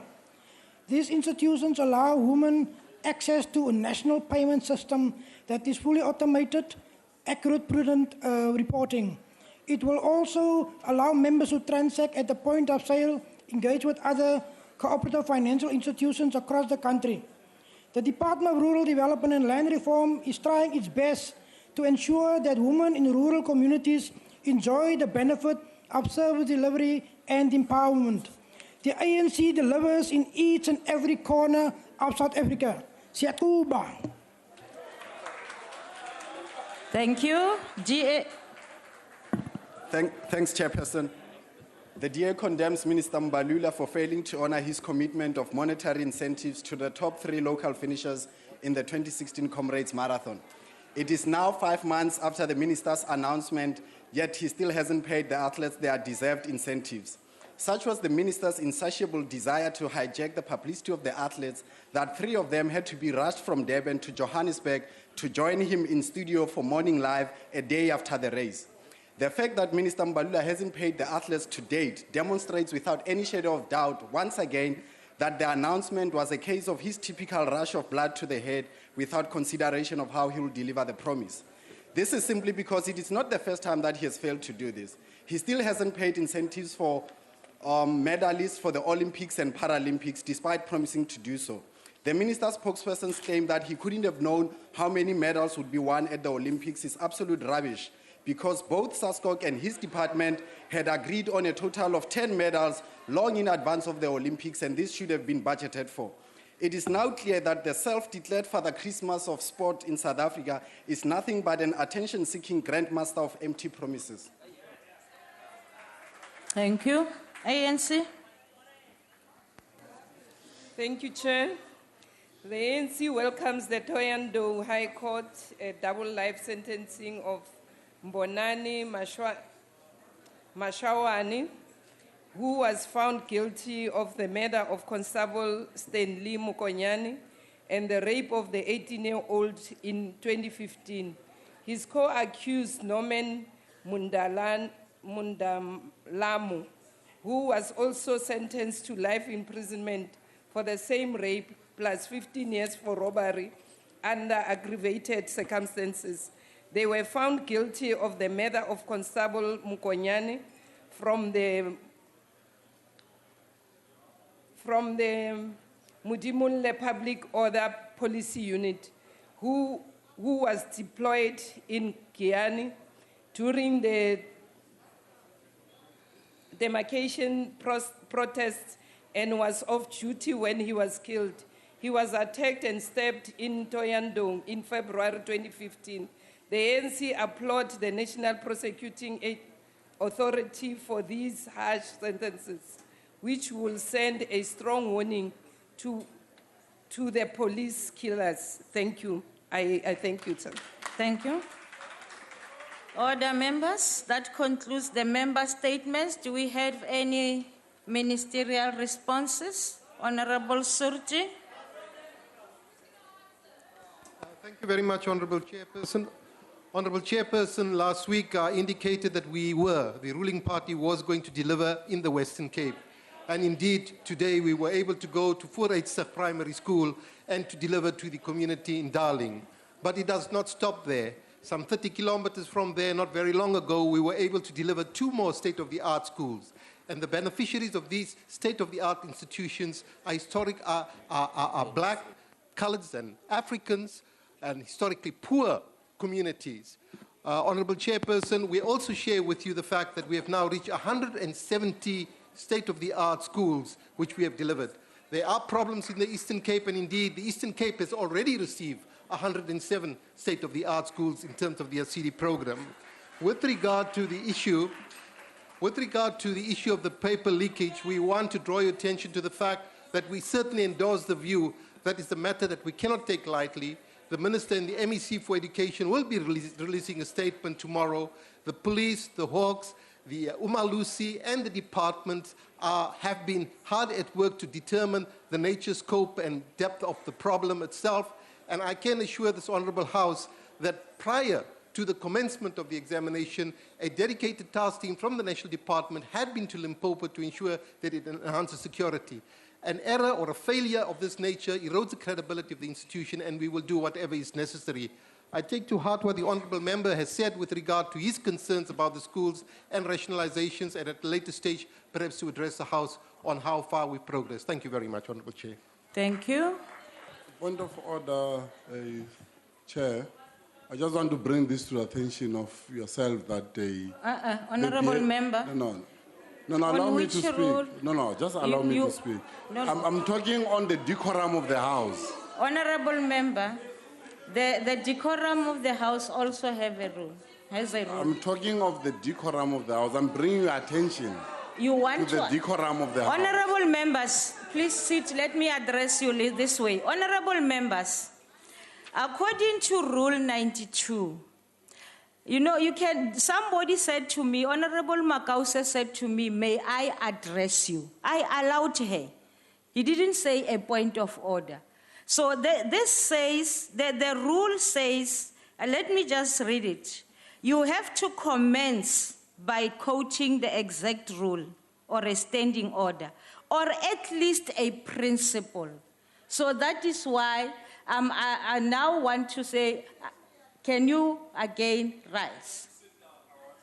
On Rule 92 on the point of Thank order you. to bring the attention on the principle. Thank you. On That's the what I decorum want. of the House. Thank you. Thank you. Continue. I will not. That's what I was going to raise.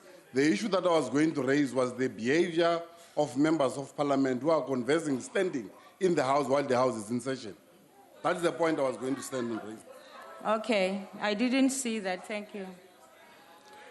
Honorable Nkwinti. Thank you, Honorable Chair. Honorable Chair, I will want to comment on the ANC mafia. Honorable Chair, I was privileged when I was Speaker to train the first parliamentarians of the post-Civil War Liberia. I spent 7 days there. On the last day, I was driven to the airport by the guy who drove us. He asked us a question. It was myself and a Ghanaian parliamentarian. He asked a question, how do you find the parliamentarians there? We said, no, they're fine. He said, amongst them are the people who killed people here and ate their liver. He said, they killed my father. We were shocked. He then says, we said, but how do you feel as a family? He says, we have forgiven them because of the future of our children. Now, when we sit in this house, the manner in which we deal with one another reminds me that we take democracy for granted too much. Militancy is admirable, but anarchy is deplorable. As members of this House, let us try, Honorable Chair, to address ourselves in a manner that our children and grandchildren, when they see us out there, they would want to be like us. But if they would want to be like us in the manner in which we do here, we will have anarchy out there. And there will be no future. It does not matter, Honorable Chair, how much we differ. It does not matter how much we differ, but mutual respect. Thank you, Honorable Minister. Respect. Your time has expired. Thank you very much. Honorable Patel. Order, Chair. Can I raise order, Chair? Chair, I'm rising on Rule 63. I'm rising on Rule 63. The Minister, I think, is doing injustice to this House We're expecting a response on substantive issues we have raised here in this house. But to come here and give us a lecture about a mafia, Thank you very say surely we're not doing justice in this house. That's we have not noted. had, we even raised a matter on issues that relate to agriculture. Thank he you. can't even say anything on that. He comes and talk about mafia. Thank you very much. We know who are the mafia. It's Thank Guptas and the gangs. Thank you very Thank much. you. Honorable members, I think your point has been made, and I believe that you have a chief whip who can also raise it in another forum. Thank you very much. Thank you. Honorable Kaula.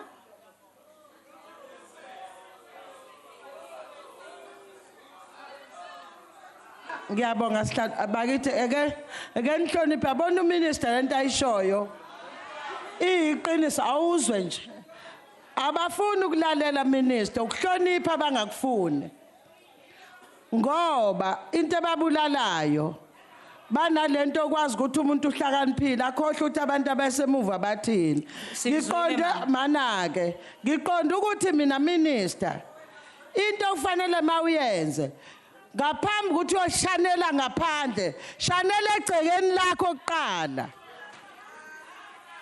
That's not a point of order. I gave you opportunity, now you're wasting it. Honorable Patel. Thank you very much. Oh, sorry. Thank you very much, House Chair.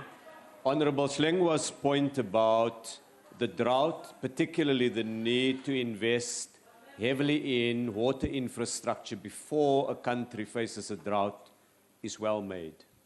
And I'd like to support the view that is put forward. Also, the call that is made that we've got to use water sparingly. In KZN, the investment in the Spring Grove Dam, which was completed in 2013, in the Umgeni water system, will contribute greatly for the next drought. So I think part of what we need to do is to boost investment in that capacity. And that brings me to Honorable Mokoto's comments about the new ACDP school that was opened in the Western Cape. It's part of a much bigger program of building schools. Just in the last year, if you take provincial schools and ACDP schools, we built 149. And they're part of a much bigger infrastructure program where we're investing now about 1 billion rand per working day. Minister Gordon, when he addressed this House through the medium-term budget policy statement, indicated that over the next 3 years we will be expanding investment in infrastructure. And in fact, something like 900 billion rand will be invested in renewing our infrastructure. Finally, Honourable House Chair, Honourable Mabasa's comments about the small business colloquium goes to the heart of the efforts, not only to promote small business development, but also to develop partnerships with the private sector. We're doing things now in competition policy, through using industrial funding, and through other measures to try to boost the impact of small businesses on the economy. Thank you. Thank you. That concludes ministerial response. Oh, my apologies, I didn't see your hand before, Honorable Deputy Minister. Thank you very much, House Chair. We welcome the statement pertaining to the actions of our official. And just to inform the House that one of the things that we have been striving towards is a changed organizational culture aligned to the values of our Constitution. We launched a program, an internal program called the Mutapile program. Mutapile, for members' benefits, means leader. And we aim by this program to ensure that our officials display the quality of leadership in everything that they do. The apprehension and arrest of the foreign national while en route out of the country is just one example of excellence displayed by Home Affairs officials. Every day, we continue to receive compliments about the performance and the improved service delivery by our department and our officials. And we assure members of this House that this is just a small beginning. Thank you very much. Thank you. Is there any other minister who would like to respond that I did not recognize? Thank you very much. Recognize me, ma'am. I rise on a point of order. Look, we Is must... that a point of order? Yes, EFF expresses its disapproval of the ministerial responses. But then, House Chair, we are more disturbed by what Honorable Nkwinti says. Honorable member. Other than responding to... House Chair, can you please allow Honorable me? member, can I you please say allow me? something? Can I say something? I think, can you please take your seat? I think your member raised that, and I responded. And I even advised on how it can be handled. Please, let's not repeat.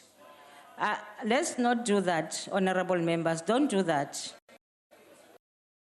Honorable members, don't do that. If it's on the same issue, I'm not going to allow it. It's a new issue. A point of order this time. On which rule, honorable member?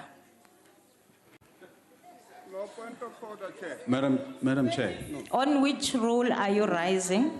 you are suffocating me. No, I am not. I'm just doing my work, trying to bring the decorum of the House back. You deprive me of my right to speak freely. Honorable member, please. I rise on Rule 62. 62.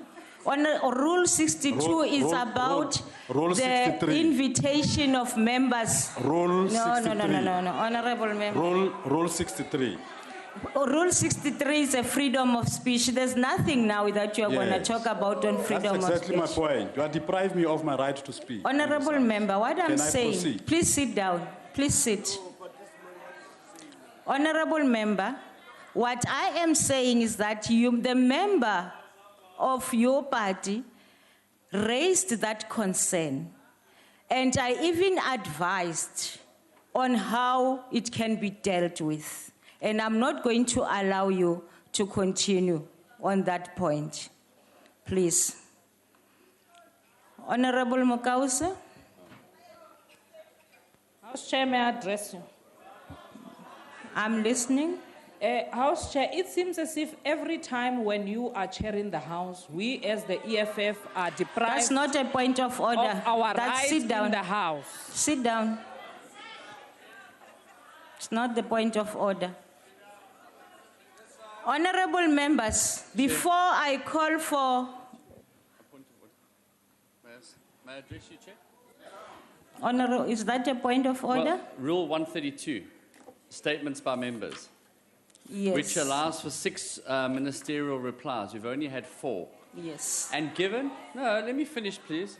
Given the fact that 3 members raised the issue of the state capture report, which in my view is a constitutional crisis, you would think that a minister, one minister or deputy minister, would have got up and addressed that issue. Honourable- And I would request you, Chair, with all due respect, to put it to the ministers once more to see if any minister would No. like to address the state capture Honorable report. Waters, please sit. 4 ministers responded. As to what they respond to is not my duty as the chair now to force them to do. And I say you are concerned, you raised it before about only 4 responses, and I said it can be addressed. So please. Honorable members, before we continue to the next item, which is the last item on the order paper, I want to make a... I will recognize you, I'm still on talking.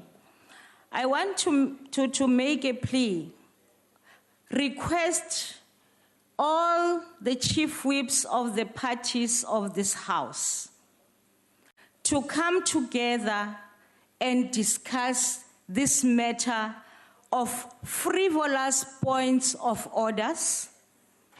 We know exactly what the rules are saying, but we just want to degenerate this House.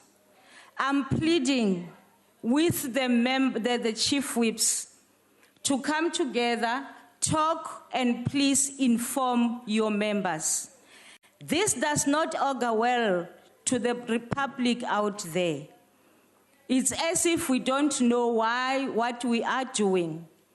And it is very difficult for us as house chairs to bring order into this house if this is how we're going to continue. Let us respect one another. Let us respect the rules of this house and always maintain the decorum. Having said this, I just want to inform every member here that I'm not taking any point of order now. We continue to the last item, which is notices of motion. Does any member of the ANC wish to give a notice of a motion?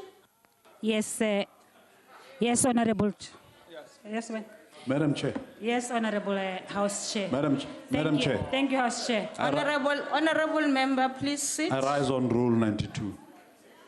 Just as you expect of us to cite rules which we seek to invoke, which rule empowers you to make such a ruling? I am a presiding officer and I'm not ruling, I am speaking.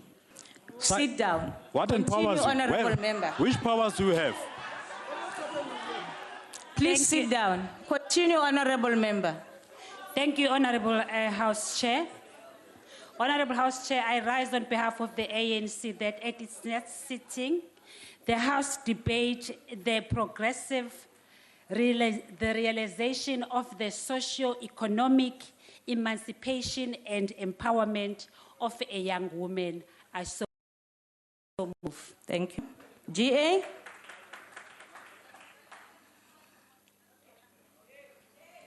Thank you, House Chair. I hereby move on behalf of the Democratic Alliance that at its next meeting, this House debates the recently launched pilot project for extended hours at Johannesburg clinics and how this can be rolled out to all parts of the country to transform access to healthcare for South Africans. I thank you. Thank you. EFF. Thank you, Chair.